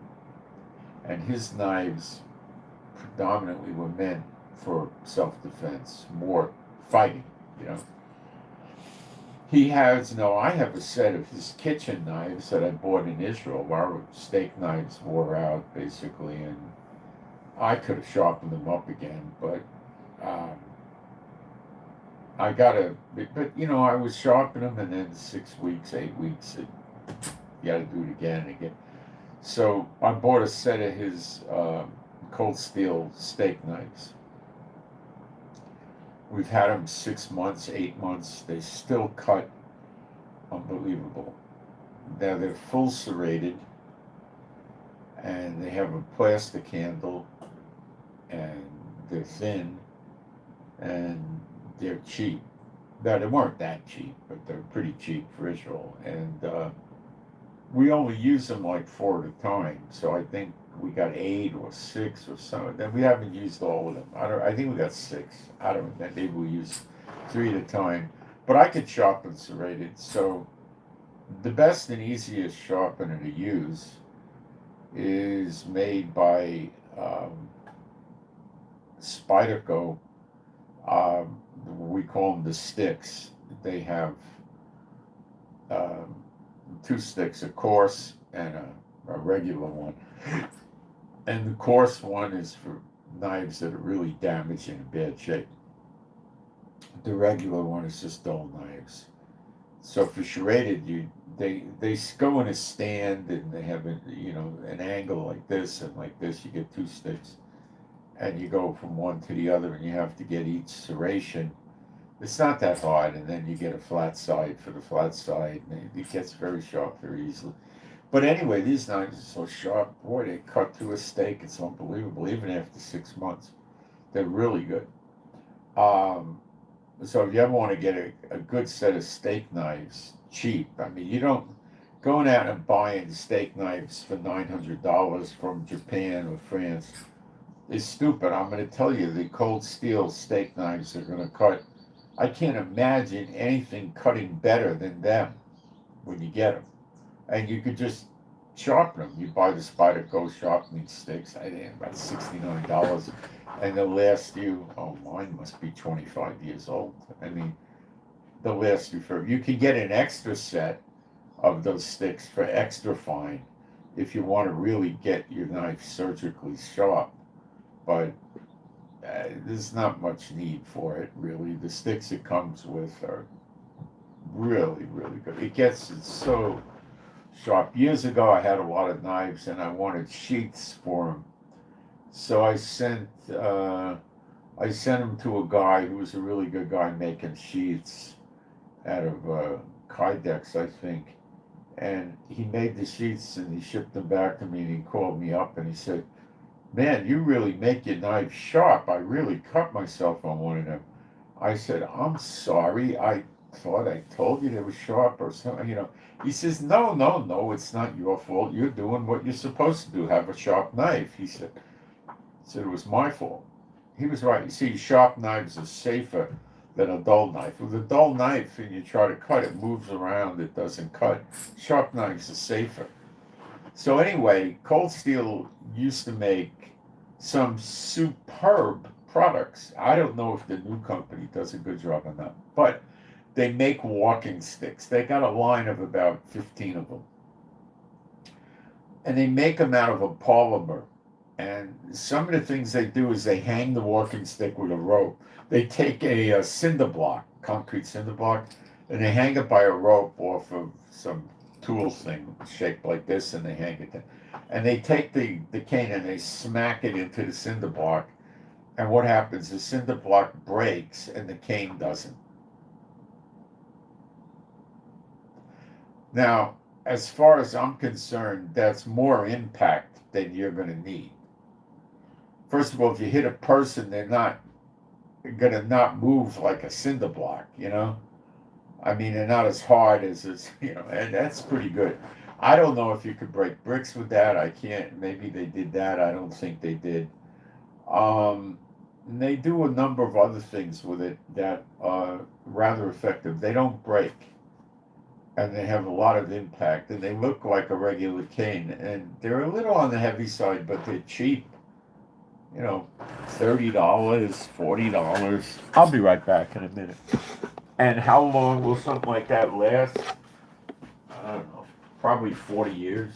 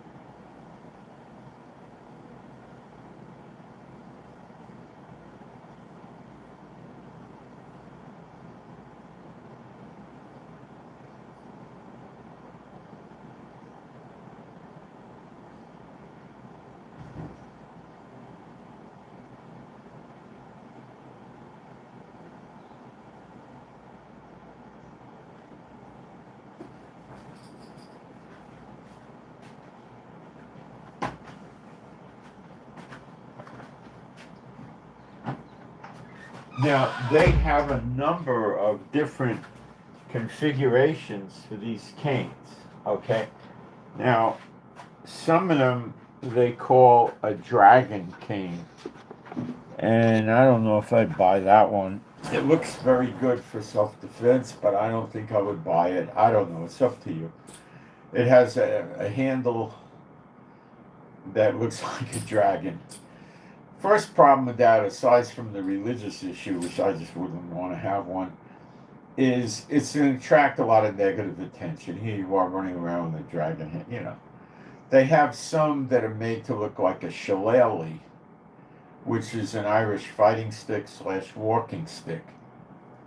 And you can buy those too on usually eBay more so than Amazon. Occasionally Amazon has good ones, and they're naturally grown, and it's a special wood, and it has little prongs, sticking out about a half inch, an inch long that are going to hurt like heck if you hit somebody with them. You got to get a rubber tip on that so it'll work on a slippery floor like tile or marble. And you don't need a shillelagh. That's going to cost you 2 or 3 times as much as the cold steel ones will. The cold steel ones are great. I think your shillelagh might break, depends on how thin it is. If you hit a cinder block, I don't know.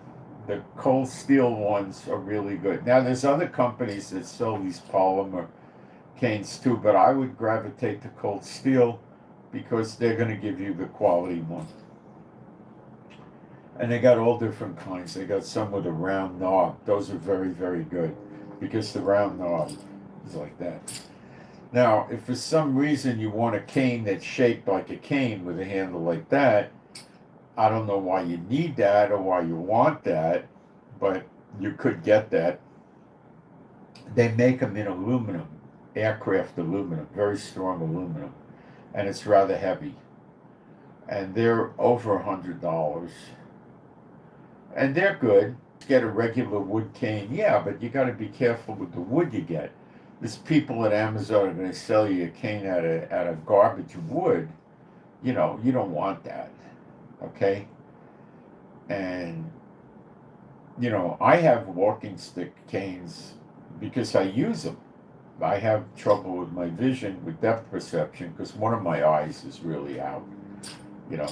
So I go off a curb or something, I use it. So I really use it for using it, you know. And sometimes you want to put a lot of weight on the cane. Okay? Like if I'm going down some kind of step or something, I might want to put a lot of weight on the cane. So, you know, or if I'm tired and I'm waiting online, I'll put 2 hands on the cane in front and then lean on the cane.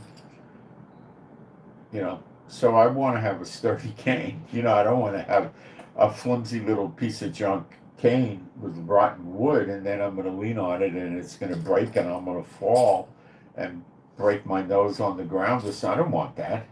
I probably wouldn't fall. I'd probably just stumble. But, you know, I want something that's going to hold me up, you know? So these are good, but you need to have some sort of concept as to how to use the thing. There are videos on YouTube. I think using the cane as a hook, you know, the thing where it curves like this and trying to catch somebody by the neck and pull them or something like that, is on the order of sheer lunacy. Why do I want to pull the guy into me? I would rather just crack him over the top of the head. What do I want to bring him closer for? Why would I want to do that? What's the point of this? And also the guy can grab your handle. So they tell you to hit with the handle part, and it's just stupid. You want one with a big knob at the end that will keep you could hold your weight on it and stuff. And that's what I like. Cold steel makes really nice ones that look like real wood. So at a glance, they look like real wood, you know. They are, they'll last for, I mean, they'll last. It's very, I saw a video once, a guy did manage to break one, but I think it's the only time I ever saw it. I've seen people abuse these things and they don't break. They just don't break and they hold a lot of weight. And they're really good. Okay, so you use it, you want to hold it with 2 hands like a cop's nightstick. And you go like that. Or you can go like that. Or you can jam the pointed end into somebody. You got to get a good concept as to how to use it. Okay? So if you got a cane or a walking stick and you blind the guy with the flashlight, and the government's in place and you ram the guy in the stomach with it and then crack him over the head with it, well, you're going to be in a lot of trouble because he was no longer a threat legally when you hit him with a flashlight, and now you're punishing him and you're getting aggravated assault charge and stuff like that. But if there is no government, that's another story. Okay, but you don't want to just go around committing murder. You want to make sure that if the person is presenting a real threat to you, the effects from the flashlight are very, very temporary, and you don't want the guy coming after you immediately to try to kill you. That's another problem you got. It's going to depend on what's going on. But, and who says you have to use the flashlight? You could open up with the cane, you know. What if he closes his eyes and turns away when you hit him with the flashlight? Well, then you could use the cane. It just, I don't want to tell you guys to go out and commit the sin of murder, That's what I'm trying to tell you. So a walking stick and a cane, you're generally going to be able to get on an airplane with it as best I know. You might not want the metal one because they may get concerned about that, like what's inside it. I want to look inside the cane. No, we can't see inside the cane. You got to check it, But if you got them made out of a polymer or made out of a wood, they're going to more or less let you take it on the plane, right? You're not going to have that much trouble with it, okay? As far as I know, unless things have changed, they're going to let you take it into courthouses, hospitals, schools, whatever. And it can be a rather useful weapon, okay? It can be, Now, I'm going to talk about one of my absolute most favorite weapons that you're hardly ever going to see anybody talk about. And that is a chain. A real chain, like anchor chain, the chain you use to secure a motorcycle or a bicycle. We don't want the cloth on it, of course, just the chain, okay?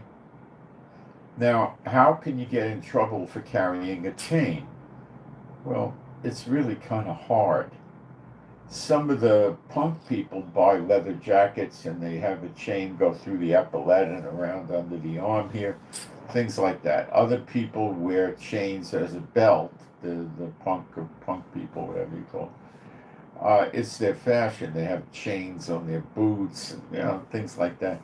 It's pretty difficult to get in trouble for having a chain, but I'll explain to you how you can do it.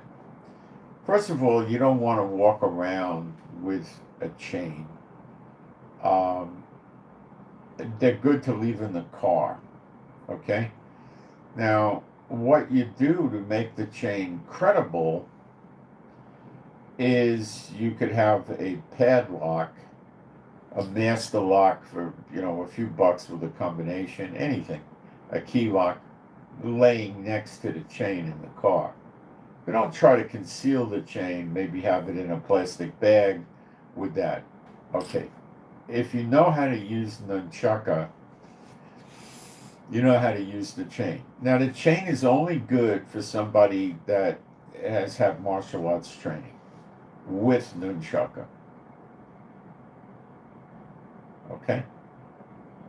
If you haven't had nunchaka training, you're going to have a lot of trouble with this, and it's going to be very difficult. Now, the kind of chain you use has got to be large and heavy. The lightest I would ever tell anybody to use would be where the chain links are 1/4 of an inch thick. And that's really minimal, and I don't like it. I wouldn't want to use 1/4 inch at all. Okay? I wouldn't. I would go for 3/8 or 1/2 inch. Now, I've even used 5/8, but 5/8 is a little bit too much. I normally would go with 24 or 26 inches of chain. Okay, it depends on you. Can you use 20 inches? Of course. Can you use 28 inches? Yeah, but it's getting a little long. One of the blows with nunchaka is a downward blow, where you would hold one nunchaka here, it would go around, and you'd have the other, and then you release this and come down. And when you get good with the nunchaka, they'll come down at almost 100 miles an hour. Maybe 80 or 90. Are there people that can make the swinging actually hit 100? Yeah, probably. Could I do it if I worked on it enough? Probably you could too. But you don't need it. All right, now nunchuckers are made out of wood. You use a hard wood. Are they very damaging if you hit somebody with it? Very. If you hit somebody on an arm or a hand, is it going to be very damaging? Very. If you hit them with the force, of course. You got to get that force. Okay? Now, nunchaka, I'm not teaching you how to use nunchaka because if you try to do this stuff without nunchaka training, it's going to be very hard for you. And let me scare you. The problem when I learned nunchaka, which I was in the 70s, the early 70s, I was putting towels around my head the first few days because when you bring the nunchaka back, you got to be careful you don't hit yourself in the head. You can really knock yourself out or break the skin and, or hit yourself in the nose. You might break the nose. People put motorcycle or football helmets on when they practice nunchaka in the early days to learn it. Really. I mean, when I first did that, it was in San Francisco and nunchaka was not illegal.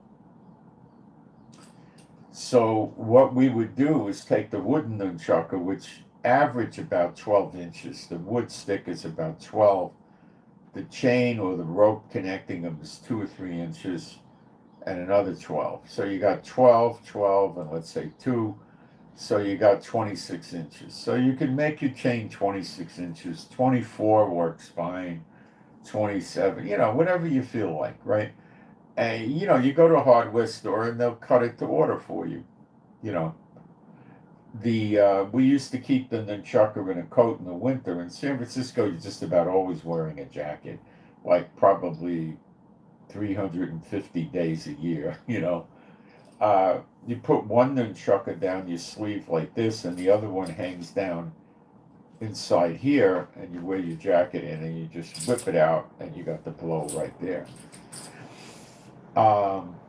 I had some made with window weights that were chrome, shiny chrome. They were about 5 inches long, made out of lead, and I put them with about 5 or 6 inches of chain.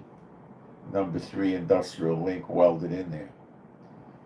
I went to a welding place and I saw the guy. I said, "Hey man, if you could weld this for me, I'll give you $5 right now." And this is a long time ago. That was good money, like giving somebody $25 today, probably. He said, "Yeah, here. How do you want it?" But it took him 3 minutes, 5 minutes. He had it welded, and the weld. I had them for years and years and years, and the weld never went away.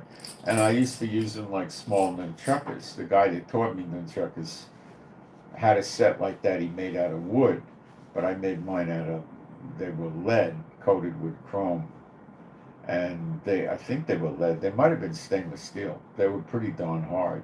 I never used them on anybody, but they were there if you needed them. They were easy to carry. Now that's when these things were legal. They're not legal to carry in most jurisdictions. So the chain you use, a good chain to get is what they use on motorcycles. They usually sell them in a length of 2 or 3 feet. 3 feet is a bit long. Cutting extra links off the chain is going to be a big job. Because those links are really hard to get off. Okay, if you have an angle grinder and some vices to put it in, and you use the angle grinder disc with the diamonds on it, and you don't mind going through a couple of discs, you might get it off. It's not a joke. So the 24-inch ones are fine in my book. They're pretty good, right? And you keep a padlock in the bag in the car with that, and you don't want to put the padlock on it necessarily. It says, "What's this?" I say, "Well, yeah, I chain up bicycles, stuff like that. I got it in the car if I want to chain something up, power tools or something." He's going to say, "Oh, okay." He's not going to pay attention to that. Okay. Now, can you take the chain and put it in your pocket and walk around? Well, yeah, you can. How? Let's say you're wearing a jacket, like a military field jacket with a big pocket. Put the padlock on the chain and then put it in your pocket. And it's the same story. Why? Well, I might have to change something, or I had it in my pocket, I might have to change something up and this and that. A cop could get ugly with you with the chain, though. You got to be careful about that. But usually they're not. They could, maybe, but I don't know what they're going to get you for. Carrying a concealed chain, brandishing it and threatening to attack somebody with, definitely. But just having it in your pocket, I don't see what they would do. Some cop might try to take it away or something like that. I don't know. So if you have it with the padlock, it becomes a very, very lethal weapon. If you put a padlock on one end of the chain and a padlock on the other end of the chain, it keeps the chain from sliding out of your hand, on the hand you're holding the chain with, and you're doing your figure eights and your downward blows and you're going up and across. There's not very many blows. You do your figure eight and then you can come out. You could do your figure eight and go across, and you could go up and down. There's not, you don't need to practice elaborate moves. There's a cross blow, there's a down blow, and you got your figure eights, and then you could throw it out at somebody and snap it back, and maybe one or two other things. There's not much to it. Okay, with the padlock on it, you want to get a nice bulky brass padlock. If you hit somebody in the bone, in the arm, you're going to get multiple fractures of the bone. Okay, it's going to be serious. Probably going to need surgery to put the bones back together with pins and wires, and it could compound fracture. If you hit somebody in the shoulder, it's going to give them serious problems. If you hit them in the knee or the foot, if they're trying to kick you and you hit them in the shin bone, they're going to be, you're going to break it. Just about anything you hit with that's going to break, including the skull. Oh, it becomes lethal.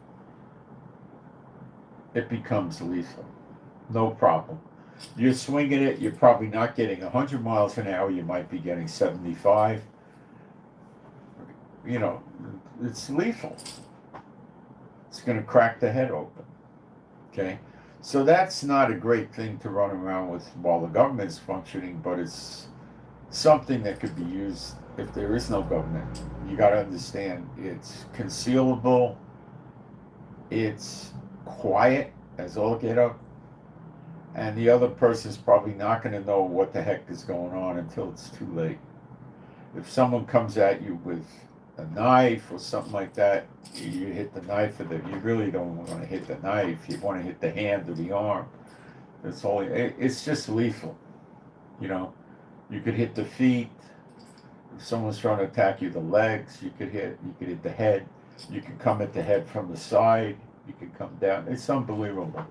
Now, just the chain, if you got half-inch links like on a motorcycle chain, security chain, and you don't have any padlocks on them, you're just going like that and hitting somebody, you're going to create incredible amount of damage.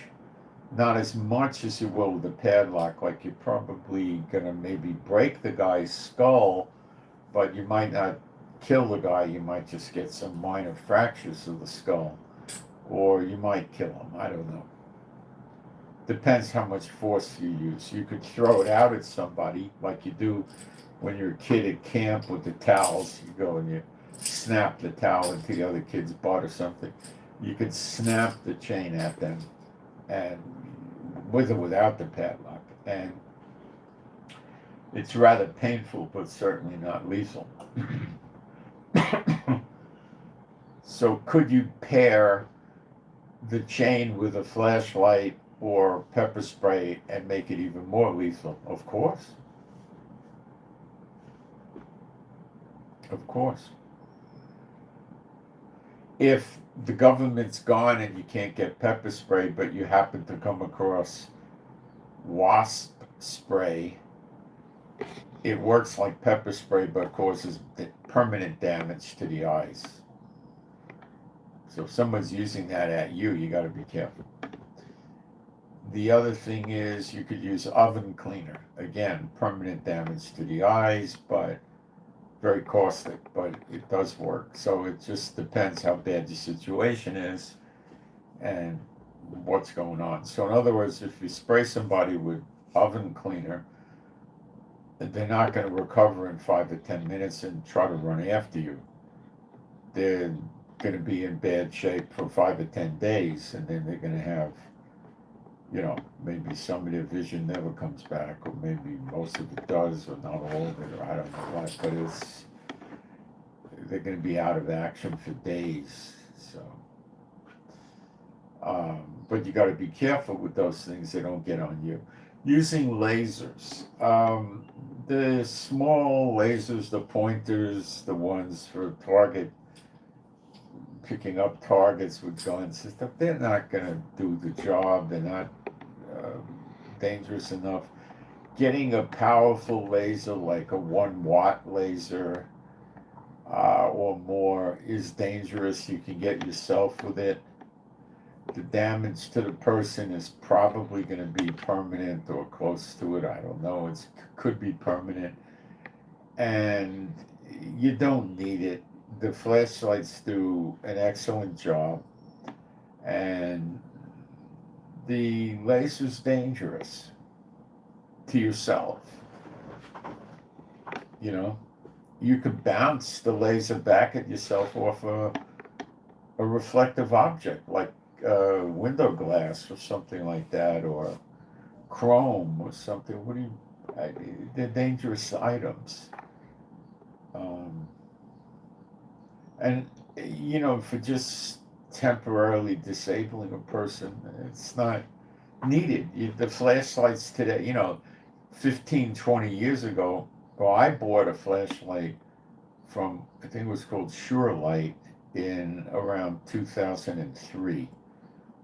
It cost me about $600-700. That's when I was in the world. I had plenty of money. It had 500 lumens, and that was the most powerful flashlight running around. It was a piece of junk. It kept burning the batteries out, but it was very, very powerful. Back then, 500 lumens, people were going crazy. But today, getting a flashlight with 5,000 lumens that was 500. I'm talking is pretty cheap and easy. They're not expensive. They're a few bucks. You get $20, $30, $40, $50, $60, depending what you should be okay with. That's about it. So you're very, very well off with the flashlight. Now, some jurisdictions you can't have the pepper spray. And you certainly don't want to start up with the oven spray or wasp spray while you're in peace. Now, in your house, can you have oven spray? Sure. I mean, how many people run around with oven spray in America or in Europe?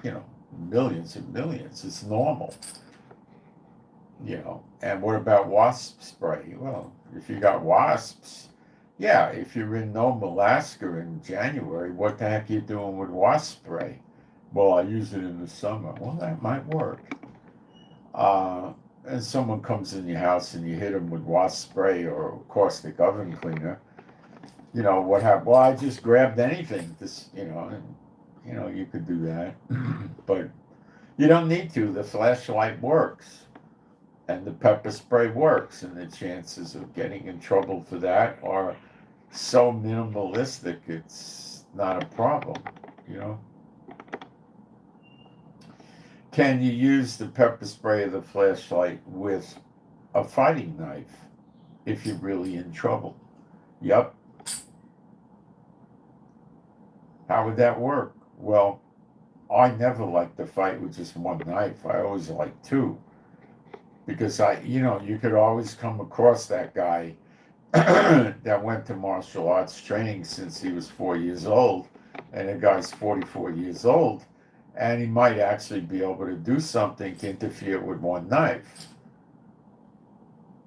But if he tries to do it with two knives, I have two knives, and he's working on my one knife, the other one's going right in his ribs or his back, and it's probably going to be lethal. it's certainly going to end the fight because I'm using mostly Bowies or bigger.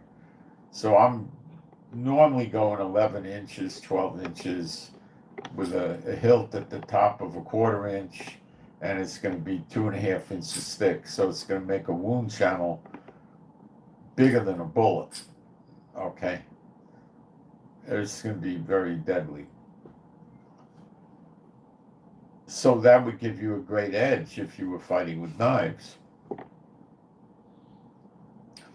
If you're fighting with knives or you're fighting with spears or fighting with clubs, in other words, nobody had guns, the pepper spray and or the flashlight give you a tremendous edge. Huge, huge. Be like your skill level went up 5 times, you know. Now, for brass knuckles for the feet, there's a lot of options. They sell, even on Amazon, sneakers, not so much running shoes, sneakers, that have metal caps in the shoes. And they're there for people to work in machine shops and settings like that where things will drop. And it stops things from hitting you on the toes.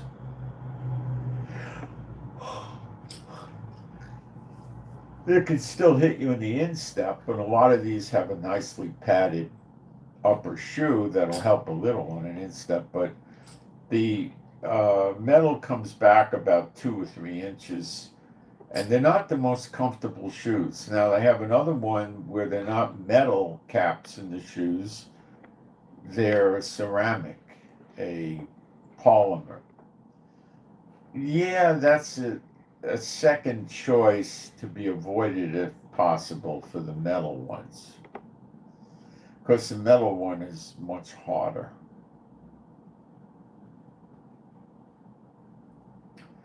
So if you're going to kick somebody with that and you use the top area where the toes are for your impact, you have to know martial arts, aim your impact area to hit. With that and that metal cap hits them, they're in trouble. Now, law enforcement, when I was deputy sheriff, you were able to buy those in the uniform store.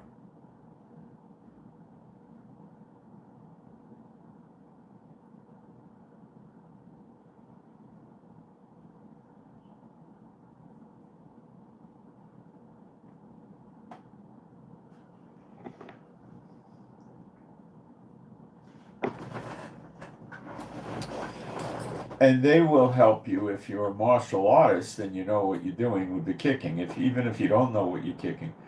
The other thing that helps, and you should combine the two, is you get something like engineer boots or some sort of a work shoe that has a thick Vibram sole. It has to be very heavy duty work shoe with a Vibram. You want Vibram. Vibram is extremely hard, extremely tough, and the sole's going to extend a 1/4 of an inch beyond the shoe, and the Vibram's going to stick out, and it has some sole material on top of the Vibram. And you want to get a shoe that has like a metal arch in it, you know, for arch support. You got to read about work shoes. You'll see you want metal parts in there, okay? What you really would want is a metal insert in the sole of the shoe that sticks out in the front. And you used to be able to get some of those, and the punk rock people sell them now, and they're difficult, and you almost don't need them because the Vibram is so hard, but it's better than the Vibram, but you don't need them. Because if you're kicking, you're using so much force anyway. So you have the metal cap, and you got the Vibram, and it sticks out, and you don't need a boot. You can use the work shoe. If you want to get a boot, the type of boot to get is called an engineer boot or a mining boot for mining. People who work in mines. They're usually waterproof, and they're very tough boots, and they got a big heavy metal thing in the toe, and they got big sole. They're heavy though. They might be too heavy. Now, if you're in Alaska, you might want to have the boot You know, if you're not in Alaska, if you're in, you know, Arizona or Texas, you might just want the shoe. So those things are like brass knuckles for the feet. What about brass knuckles? It's a stupid weapon. You could hurt your own hand. It gives you no reach. It doesn't do anything that effectively, and it's a waste of time. I I, I don't see the value in it. You know, they're not of any value. What about a sap or a blackjack? If the government's gone, they're wonderful weapons. They're great. You can make your own, but they're not that good. You take men's athletic socks, the cotton ones, new ones, of course, good ones, not the made in China for 49 cents a pair. Buy really good ones like Polo or, you know, a name brand, you know, Nautica or something like that, or Adidas, you know, and put one of those white cotton socks inside of another, and then take a couple of rocks and put it in there, and you got yourself a blackjack. You can, if you want to get cute, you can put BBs in there or a shot or ball bearings, maybe get a different kind of effect. But you can do fine with just going down to the park or somewhere and picking up a few rocks and putting them in there. That's all you got to do. Now, if you wanted to carry something like that and you wanted to take your chances, you could fill it up with quarters. Let's say you live in a community where you need quarters for the parking meters. You can put 30 quarters in the sock and tie a knot and keep it in. You know, if someone would stop you, you could say, well, I carry quarters for parking meters. And, you know, it's very iffy. They might buy it, they may not. I wouldn't. In peacetime, in other words, when there is a government, I wouldn't bother with it.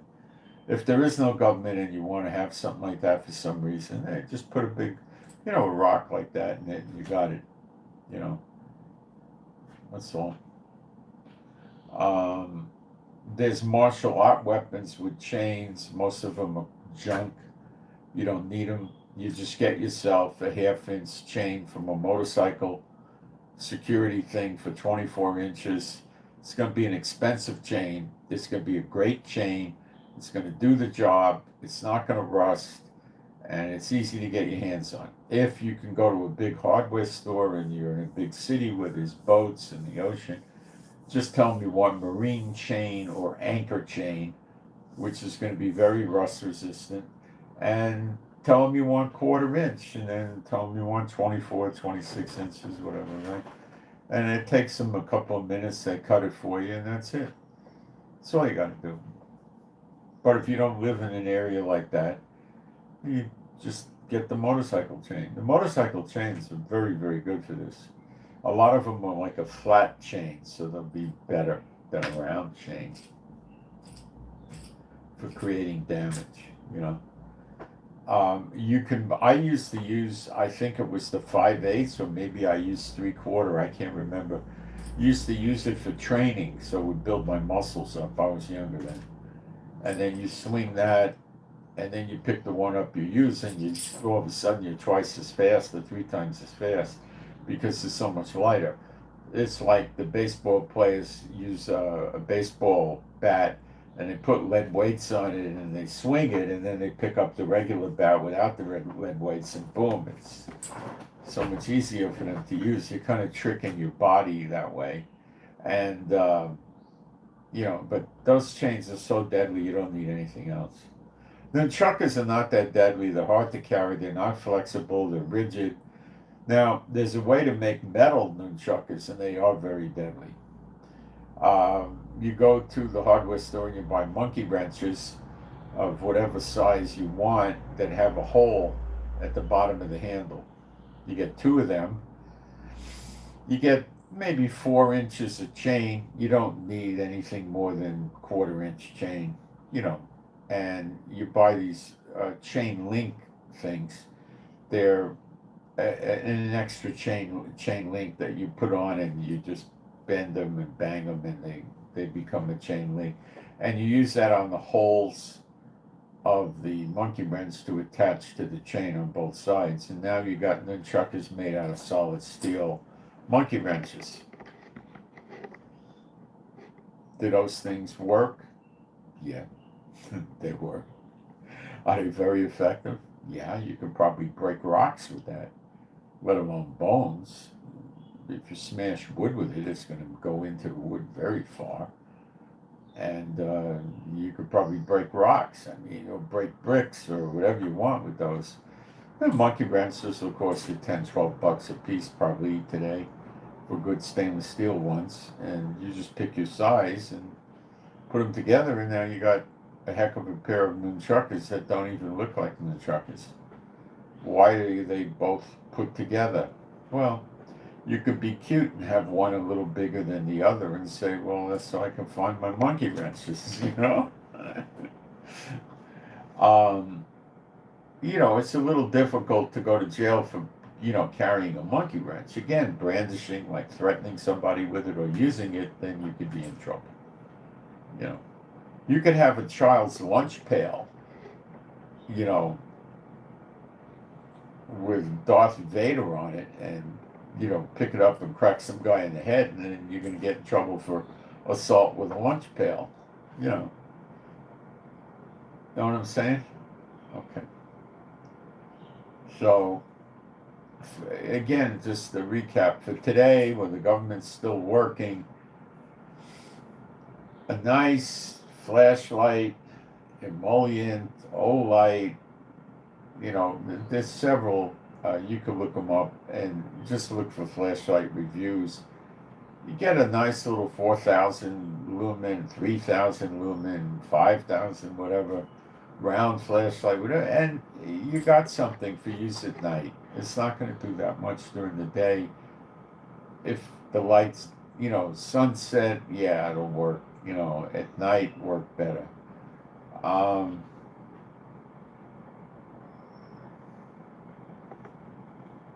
And your pepper spray with a gel or a foam.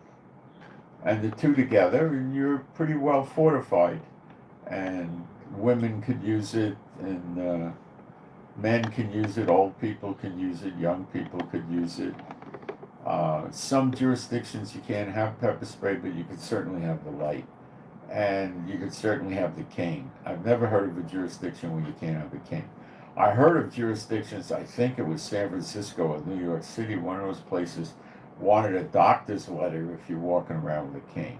Well, that's probably if you're 18 years old or 15 years old, they want to know why the heck you have a cane. If you're 55 years old, they're probably not going to care. I'll be right back.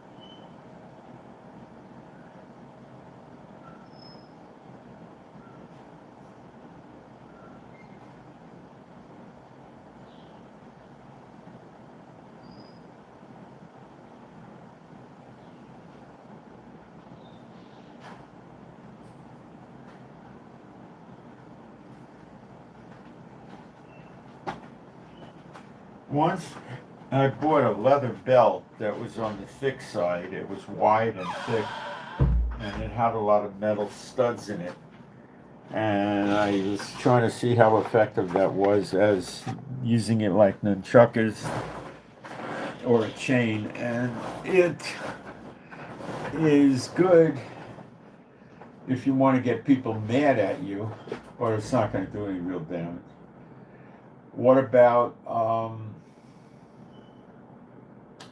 what I was going to say.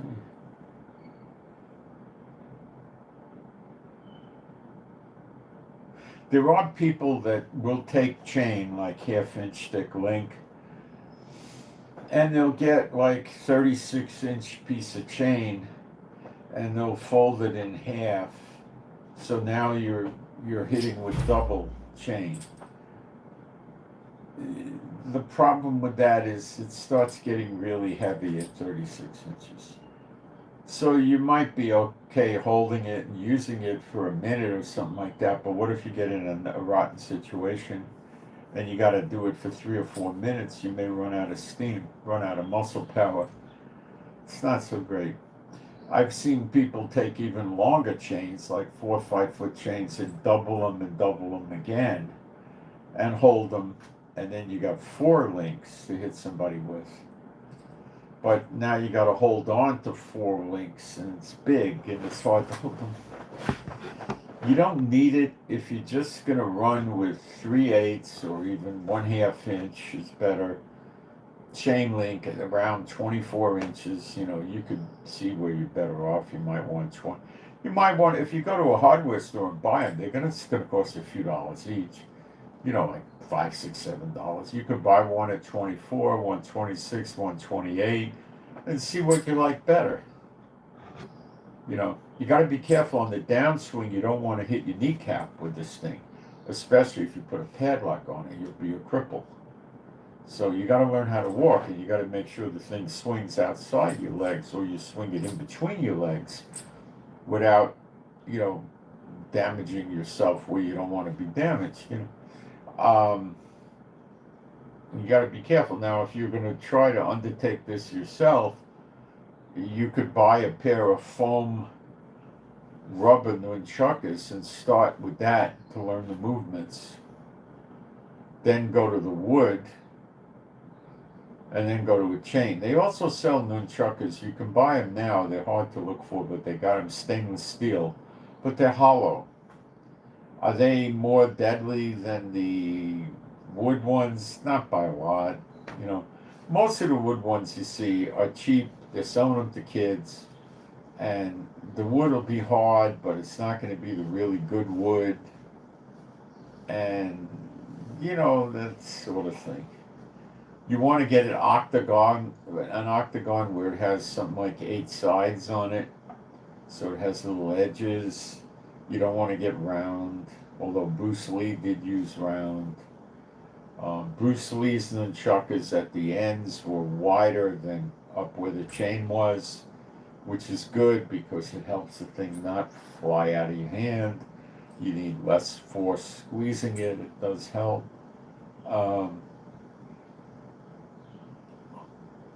They're really, when you look at the Bruce Lee movies, he would hit the people with them and they would get hurt with them.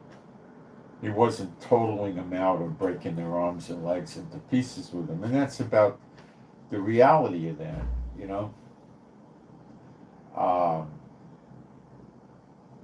he'd hold it and he'd go like that. There's a move where you go and it whips out.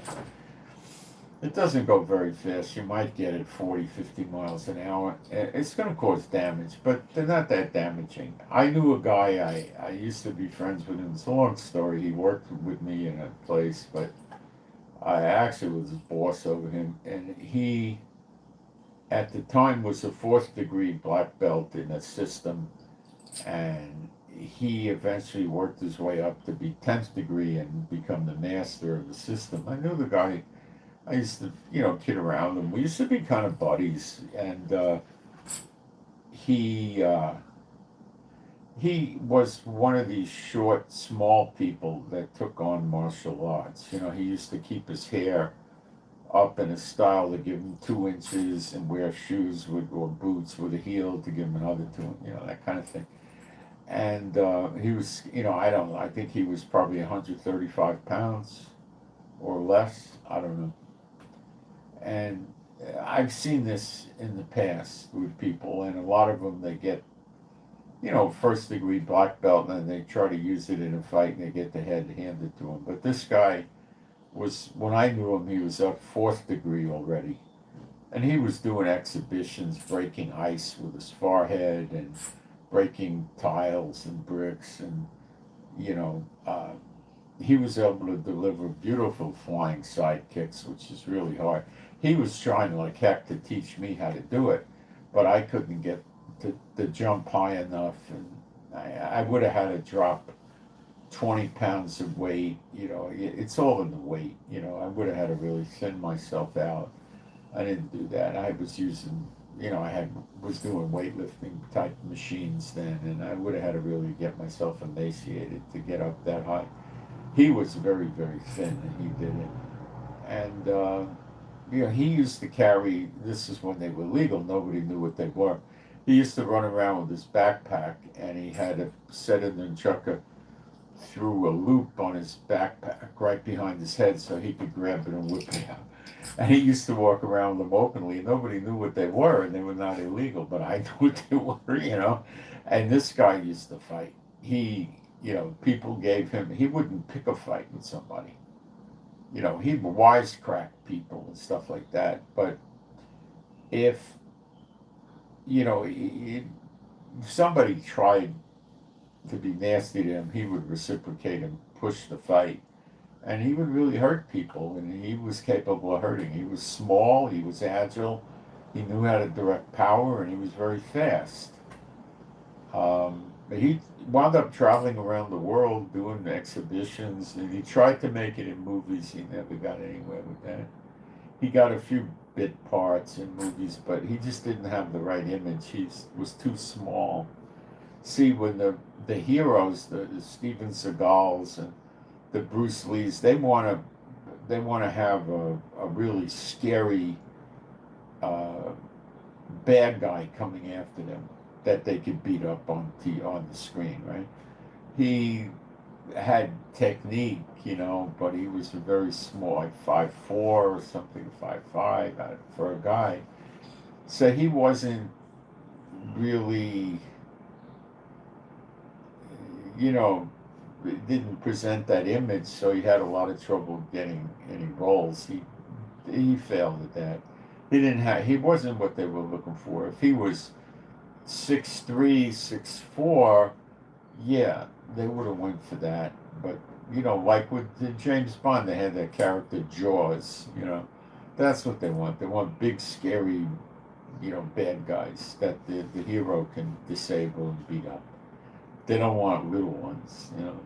So I guess that's about it on the self-defense. But I know things are getting bad. And again, the two best bets are the flashlight and the pepper spray. And the cane you could add that in. Try to watch some YouTube videos and try to practice the moves with the canes and go that route. The shillelaghs are very good if you can afford them. They don't weigh that much, and they're very, very good wood, and they're really pretty looking. The cold steel polymers are nice looking too. They're on the heavier side, and they're not as expensive, and they're darn good. Darn good. For hitting people, the shillelagh is fine. You don't have any trouble hitting people. That if you want to go hit bricks and steel rods, then you need the cold steel. But why the heck would you want to hit that stuff,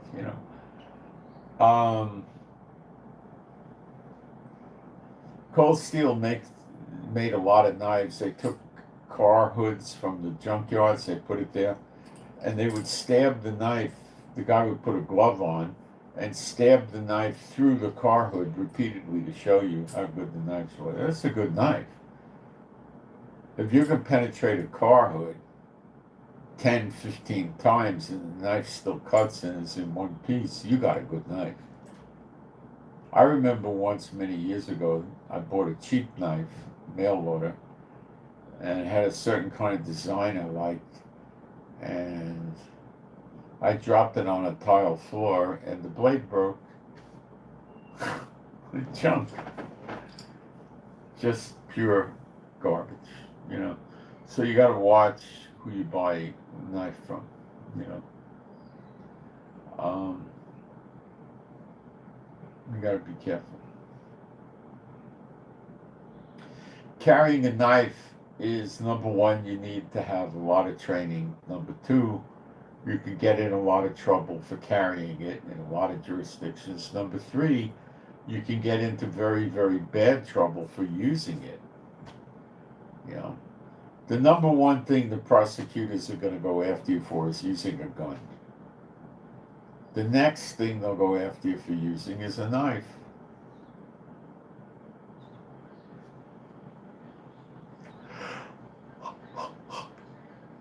There are systems of fighting where the people will take a chain or they'll use a rope and they'll wrap it around their hands and they'll fight with it and they'll use it to block somebody trying to kick them or punch them and then wrap it and try to control them that way. But I'd rather have the chain, and if they try to punch or kick me, just break the bone, then come back up and hopefully on the upswing you hit them in the jaw.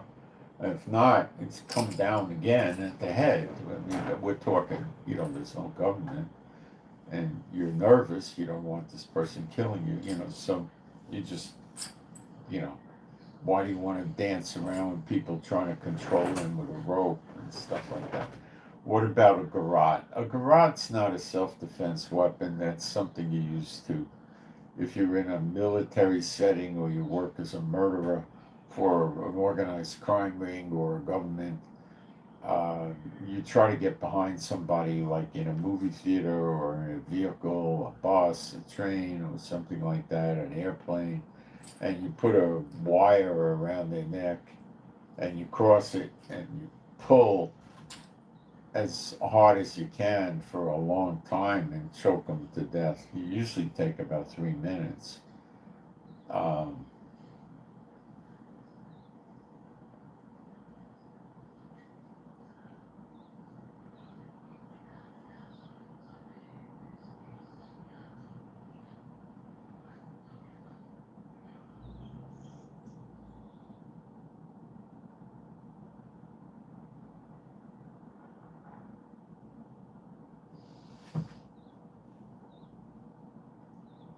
What else do I got? You can get, if everything falls apart, there's swords, but you got to know what you're doing. There's kukris and, you know, shorter swords and machetes, and there's all this stuff, but you got to have a pretty good understanding of what you're doing with that stuff. You don't just pick it up and start swinging, you know. Then you also can get, instead of a cane, you can get into a walking stick 5 feet, 6 feet. But you got to be powerful enough to be able to hold that and swing it. You hold it with 2 hands. You could have one at 5 feet. You could have one at 4 feet. You know, the cane is fine usually for that. But you can get more reach and thicker with a taller one. Cold Steel makes some of those too with the polymer. Excellent. Heavy, but excellent. That's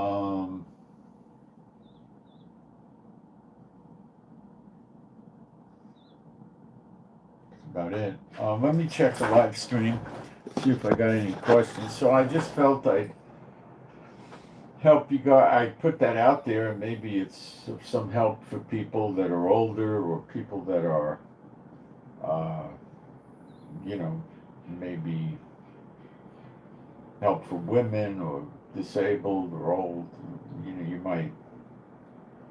might help you.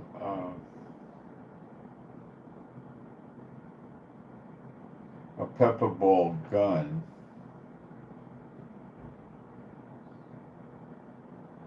Yeah, there's a pepper ball gun, but I think in a lot of jurisdictions and countries you can't have that. But yeah, that's another story. That's an aimable item, and it looks like a gun.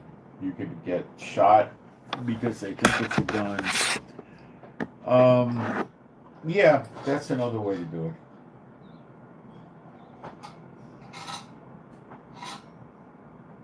Pepper spray works on dogs if they're going to bother you, but bear in mind the dog's not that smart. He doesn't understand what happened and he can't see for a while, and he might wander around and get hit by a car. So don't be too quick. Once I was in Florida living in my gated community and I was taking an exercise walk with weights on my ankles and my hands and swinging and punching and stuff, and there was a dog in heat that attracted about 4 or 5 dogs, male dogs, and they were just wandering around the community, and they saw me and they started following me.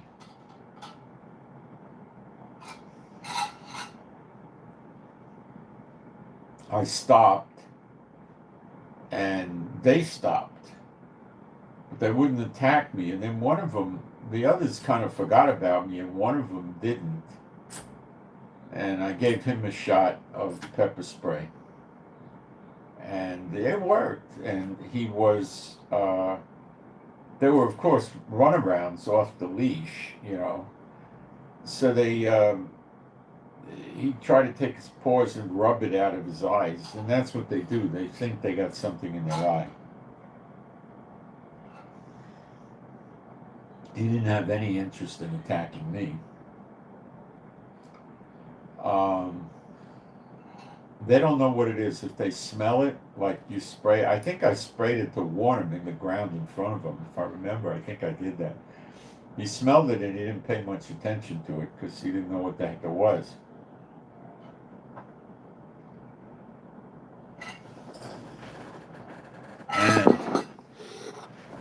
And he was just paying too much attention to me. And there's dogs that'll come at you stealthily and dogs that are going to bark and yell and run at you. They kind of, and I didn't like the dog trying to get behind me. They were trying to get behind me. I don't like that.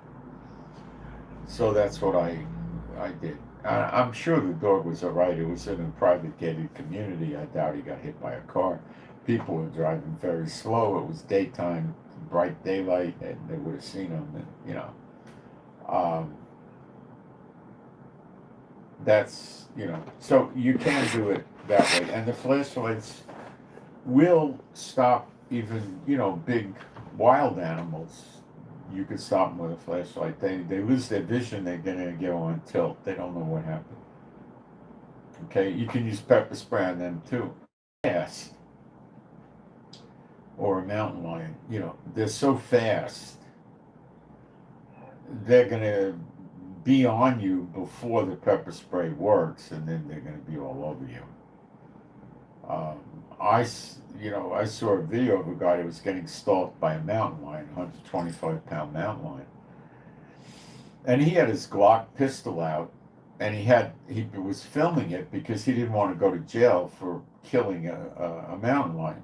So it was being filmed, and he had his gun pointed at the cat, and the cat was slowly, without taking his eyes off the man, the cat was slowly closing the distance. What the mountain lion was doing was getting close enough to jump on the guy, and then he was probably going to try to bite the guy's neck while he clawed the guy. And the guy waited too long, in my opinion. The cat was maybe 10 feet away, and that's a jump for them. He waited too long, but then he put a couple of rounds in the cat and took it out. You can kill a mountain lion with regular, like 357, 45, 40, all that. I don't know about 9mm. That would be borderline with me, but yeah, they don't live very well after they get shot. So that you getting hit by a moose is possible in Montana or something like that. And with a moose, you really need a rifle. You need like a bear rifle. They're, what are they, 1,200 pounds or something like that? Like the weight of a bear. I mean, you're not going to... If you shoot a moose with a 9mm and you hit him 3 or 4 times, you maybe get him to stop. Maybe, probably not. He probably is barely aware he's been shot. and he will probably die later that day. But you know, you hit him with a 44 Magnum, now you're talking. Maybe two times, one time, even if you get him good, that'd probably stop him. But a rifle would do it. You know, a 308, for instance, would knock him out. You know, or maybe 2 rounds or something. But they can be cantankerous. They walk through cities, towns and villages, and they can get ugly with you. Um, they're dangerous. They're very hard to kill. I wouldn't try to flashlight or pepper spray those guys. I'd try to get the heck away. If I couldn't get the heck away, I might do it as a last resort, but they're very dangerous. In America, in Europe, you're not going to really have encounters with anything like an African lion or a 220-pound jaguar or, a leopard, that kind of thing. They got, what they got, bobcats in America, which is a 35-pound cat at its largest usually. The chances of them attacking a human are so remote. It'd be the rarest thing you could imagine. They don't want to tangle with you. They're afraid of you. They don't know what's going to happen. See, they're afraid of getting hurt, because if you're in the wild and you get hurt, it's pretty much means you're going to die.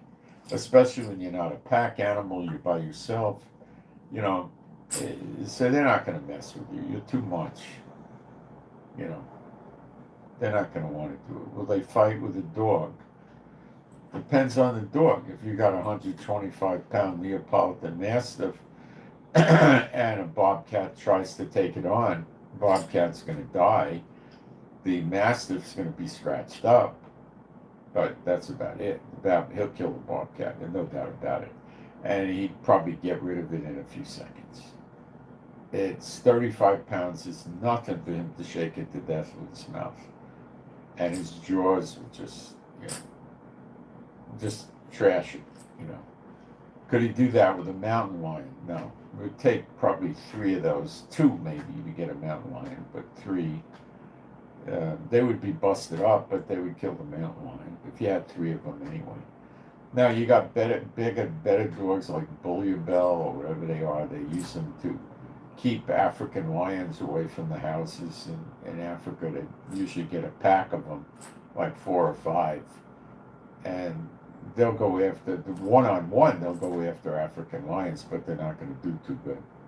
They might get the lion to leave them alone after a while and go away. If it's one-on-one, but if it's 2 or 3 lions coming around and 4 or 5 of these dogs come, the lions are going to test the dogs to see if the dogs really want to fight. And when they realize these Bouillabelle, whatever you call them, Bouillabeast, the thing's going to keep charging to try to kill them, and they weigh 200 pounds, so the lions are going to say, this is a bad idea, let's get out of here. Again, they know they could kill the thing, but they don't want to get hurt in the process. It's going to get away, especially when there's a group of them, And sometimes they have 6 or 8 of them, and they'll, even 3 or 4 lions see 6 or 8 of these big dogs charging at them, barking their heads off. They're going to split. They don't want that. They're not looking for having fights where they're going to get hurt. They're looking to get a free meal or an easy meal. They don't want to have a fight. They want to kill your lamb, your goat, your cow, your, something easy, a pig even. They don't want to go tangle with killer dogs, The same with a bear. They use these big, sheep guarding bears, the dogs to protect from wolves and bears. And the wolves and the bears don't want to have a fight with these dogs because they're going to get bit. They're going to get hurt. They know it. They don't want to have a fight. They'll run away. They're not there to fight with the dog. They're there to eat the animal. And if eating the animal involves getting bitten by dogs that are big, they don't want it. Even a bear, he's going to run away too. He doesn't want it.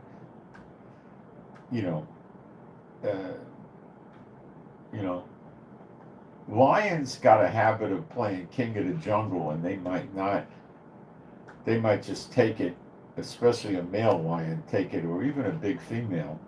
But when they're approached with 4 or 5 big dogs that are going to kill them if they can, they know it. They know the dog's not afraid, and they know the dog's there not to dance with them but to kill them.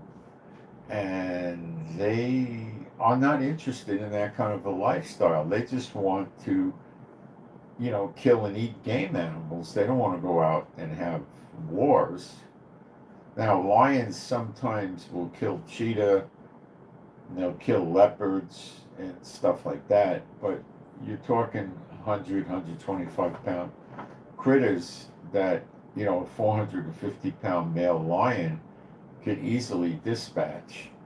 But they're not fighting a pack of cheetahs. They're not fighting a pack of leopards. They're getting one at a time. If there was 4 cheetahs hanging out together,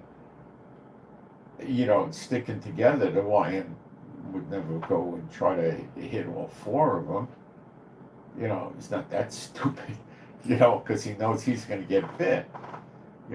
So it's having a big dog is another advantage, but it's also a disadvantage because you got to take the dog. When you go, the dog got to go with you, But they can be pretty protective, but you got to remember that you can kill them with a gun very easily.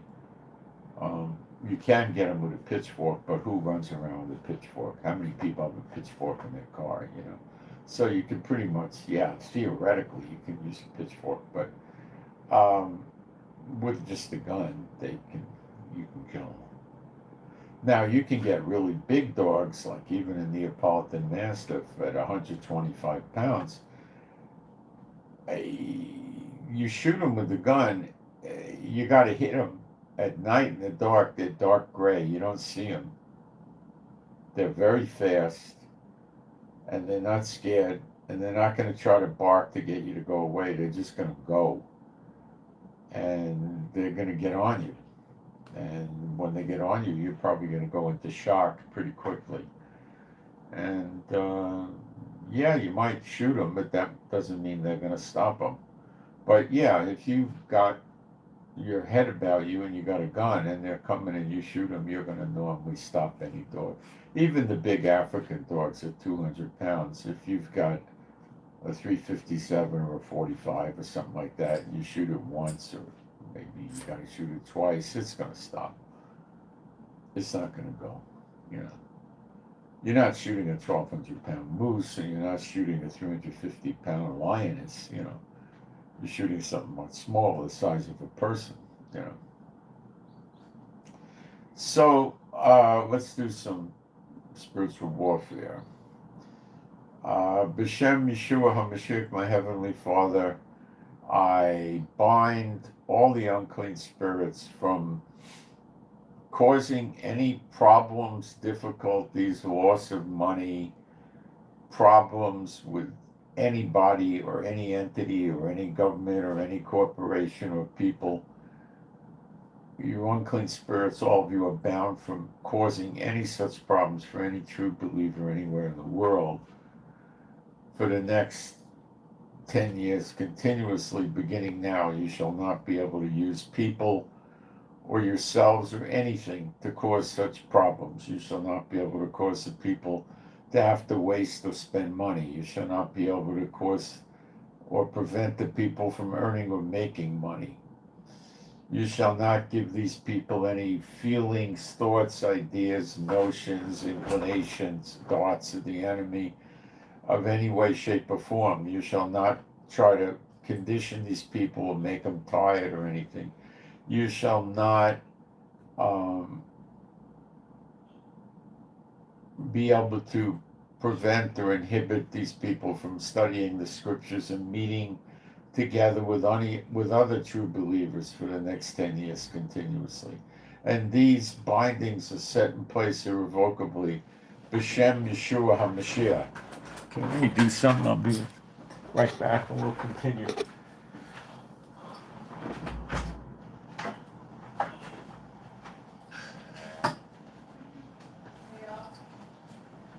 but I'll be well short.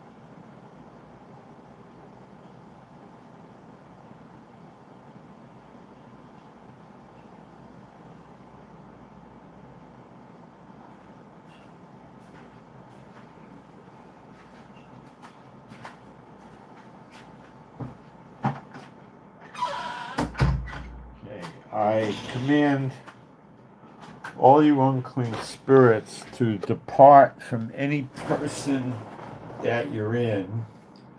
The very instant any such person discriminates in any way, shape, or form, in any capacity, against a true believer in Yeshua HaMashiach, you shall immediately depart from that person the very instant they do any discrimination of any sort: business, job, economic, medical, anything. That person starts treating the person poorly or unfairly because of their faith in Yeshua, you unclean spirits shall immediately depart from that person. You shall never warn them about this beforehand, and never explain to them what happens after the fact when they left, after they left. And these commands are set in place irrevocably for the next year, continuously beginning now, and I ask this binding of you, my heavenly Father, B'Shem Yeshua HaMashiach, and you can agree, because they discriminate against us all the time. Okay. Any unclean spirit that in the past 2 years was involved with working some sort of a plot against any true believer, or causing some sort of harm or difficulty to any true believer, if you unclean spirits that did that are inside any person now, you're bound from remaining inside that person. You must leave that person immediately, whoever it is. B'Shem Yeshua HaMashiach, I ask this binding of you, my heavenly Father, B'Shem Yeshua HaMashiach. And you can agree with that. So periodically, you can take all the unclean spirits you threw out of somebody and then throw them out of whoever they're in there. Now, just keep punishing them. Keep going back and getting them and getting them and getting them. Make them weary, or they're going to make us weary. Let them get weary. Okay? They've got to keep the people that are serving them in the game. When the unclean spirit gets tossed out of them, they've got to come back to them and try to shore them up and keep them in the game, lest they turn and go to Jehovah. The more and more of this you do, the more likely they are to go to Jehovah. So what are we doing? Are we actually preaching the gospel to these people, these escorts? We are. Are some of them are going to get saved? I think so. They got saved in the Bible. You read they burned their books about the dark arts. Look at Apostle Paul. He was killing believers. Do you think he might have been serving the unclean spirits if he was killing believers? It doesn't say that he was a witch openly or anything like that. No, it doesn't say that. But it behaves like he was. I don't know. He was standing around there when Stephen got stoned. He was chasing the believers. Maybe he was just a true devotee of the rabbis. I don't know. That could be true. I don't know.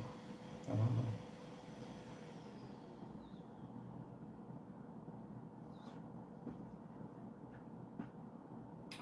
We don't really have a place to bring them, though, so that's confusing because we know they're not going to go to church because they know what the churches are. But, I don't know. Whenever you see these stories of somebody in the church that has somebody appear in the church and say they used to be serving Satan and now they're believers and they're in the church, guys, it ain't never real. They wouldn't go near the church. They know the church is the same thing as the Satan church. You know, the devils are there. They know that. They'd never do it. They'd be afraid of these demons. They'd never go there. Well, let's work on Israel. I command all you unclean spirits that are inside anybody that works for the national government of Israel or the local governments of Israel to depart from these people immediately and never return unto them again, and to not communicate with them, guide them, lead them, direct them, help them, assist them, go in them for 1 year continuously beginning now. And I do all this B'Shem Yeshua HaMashiach, my Heavenly Father. I ask to make this happen, B'Shem Yeshua HaMashiach, and you could agree with me if you like.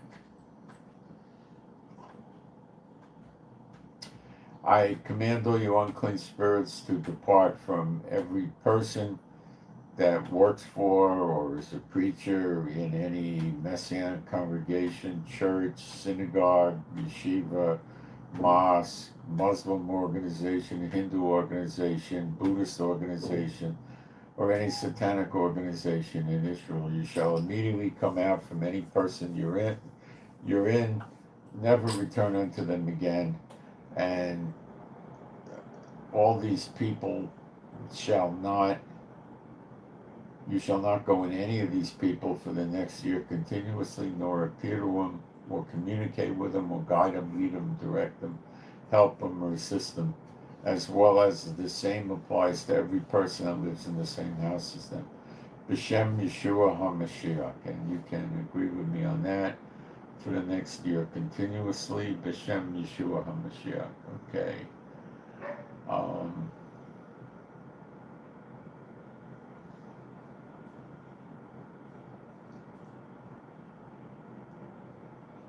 I bind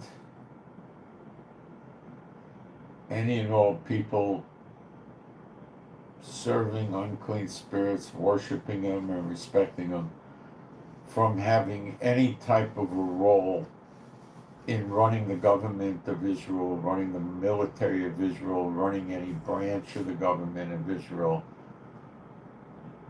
You unclean spirits shall not use these people like that ever again. And these commands are set in place B'Shem Yeshua HaMashiach, and you can agree with that.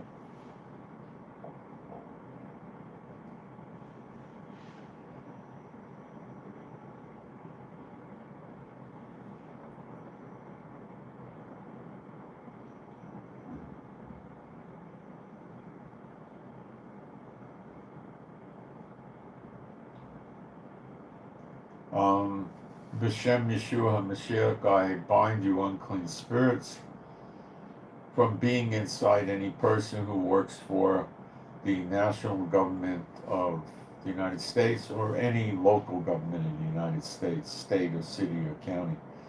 You unclean spirits are immediately, you have to depart from these people, never to return unto them again. And for 1 year continuously, no unclean spirit will go into these people or guide them, lead them, direct them, teach them, help them, communicate with them for 1 year continuously, beginning now, B'Shem Yeshua HaMashiach.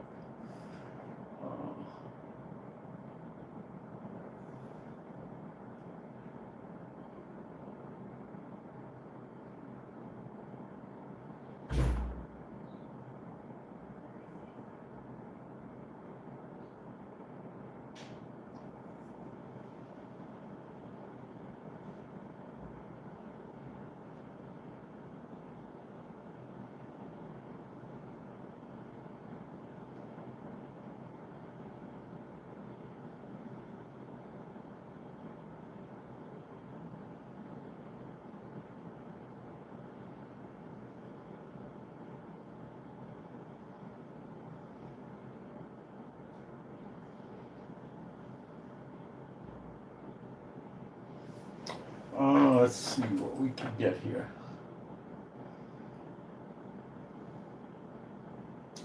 I bind all you unclean spirits from remaining inside any person that's aboard any cruise ship in or on the water anywhere in the world right now, owned or operated by any corporation. I command you unclean spirits are bound from being inside any of these people now and must leave them immediately, B'Shem Yeshua HaMashiach. And you can agree with this binding, B'Shem Yeshua HaMashiach. Okay. B'Shem Yeshua HaMashiach, I bind you unclean spirits from remaining inside any person that is currently inside any airliner, commercial airliner, where tickets are sold to the public. You unclean spirits have to immediately depart from any person in any airliner in the world that's in the air or on the ground now and they're inside the planes. You unclean spirits must depart from them now. B'Shem Yeshua HaMashiach. And you can agree with that. That ought to have been a big yield.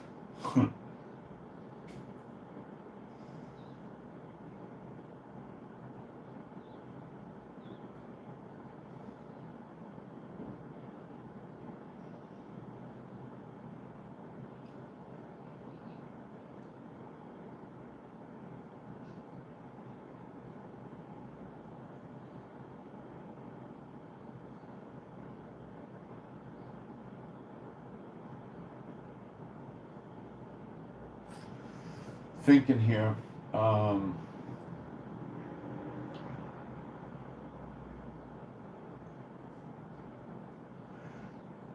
Yeshua HaMashiach, I bind you unclean spirits from remaining inside any person that works for any church or denomination in Mexico, United States, or Canada.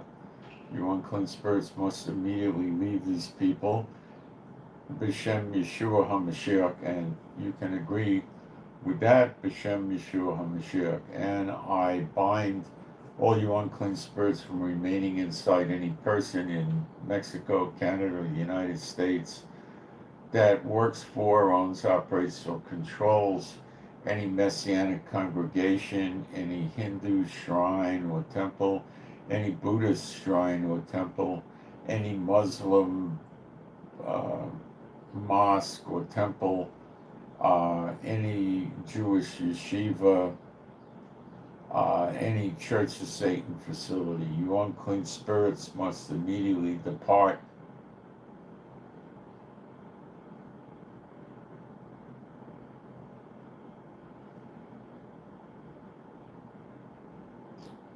B'Shem Yeshua HaMashiach, and you can agree with that.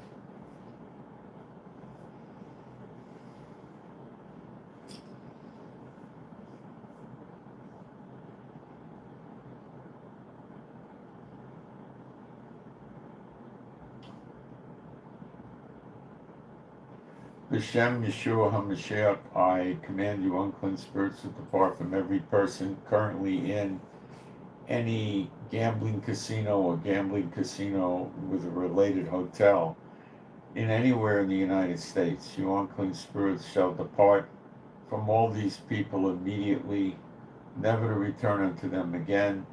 B'Shem Yeshua HaMashiach, and you can agree with that.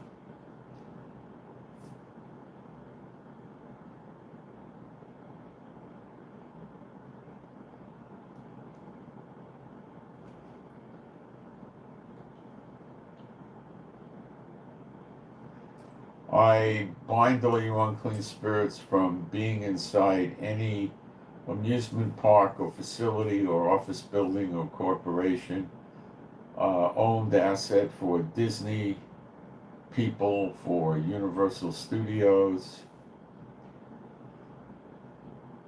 for MGM.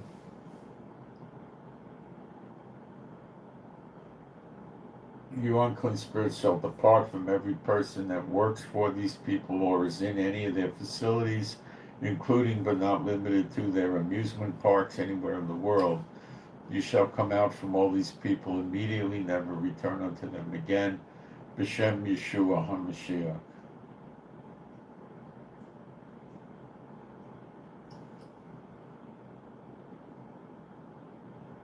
And I pray, my Heavenly Father, that you would loose your peace, joy, calm, rest, and love and patience on all the true believers, wherever they are.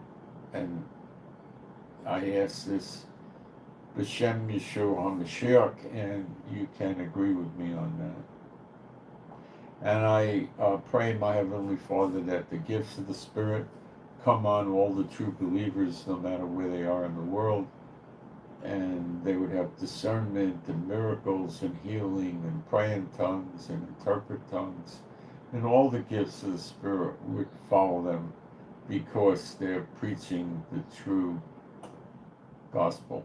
And I do all this B'Shem Yeshua HaMashiach, and you can agree. Okay, we caused enough damage there, and I will do a prayer for myself and wife, and you can agree with it if you like. I pray for me and my wife to have peace, safety, protection, joy, healing of our bodies. I pray for our finances. The offerings have dropped off a cliff lately, I don't know why. And I pray for our animals and pets to be happy, healthy, and whole, and we would have straight stamina and endurance. And you lift all our problems from us, financial, corporation, neighbors, landlords, governments, anything and everything.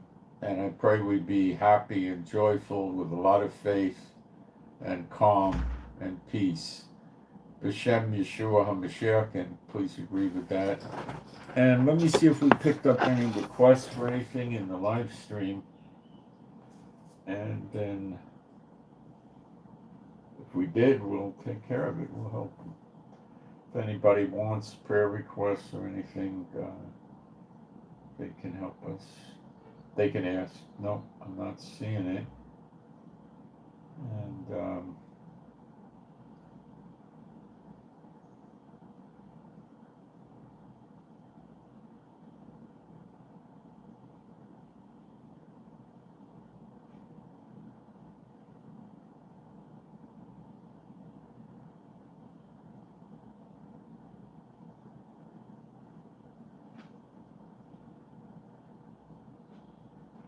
yeah, that's true. Angels do carry, they do put chains on people. Let's see if we got any email questions. No.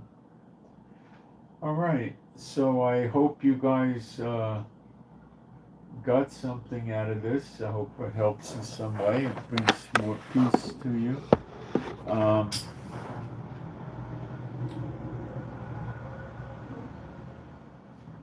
And I was going to cover Wormwood, but when you read in Revelation Wormwood, that's not for today.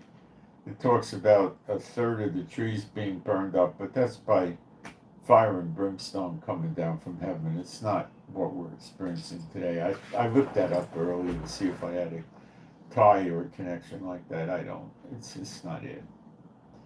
So,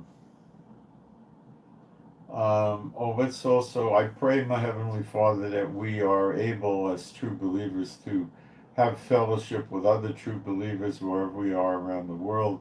And I pray that we would have places to bring people when we open them up or deliver to them or teach them or show them the true gospel. There would be places we could meet with them at. And I pray that more people that are true believers would come over to Israel to help out over here. And I submit all this to you, my Heavenly Father, B'Shem Yeshua HaMashiach, and you can agree with that. Should B'Shem Yeshua HaMashiach. And I pray, my Heavenly Father, for mercy and grace on all us true believers, that you would have mercy on us and that you would end this age quickly. And maybe we won't know the day and the hour, but that's fine. Just please end it quickly. This whole age, it's horrible. And all the people groaning.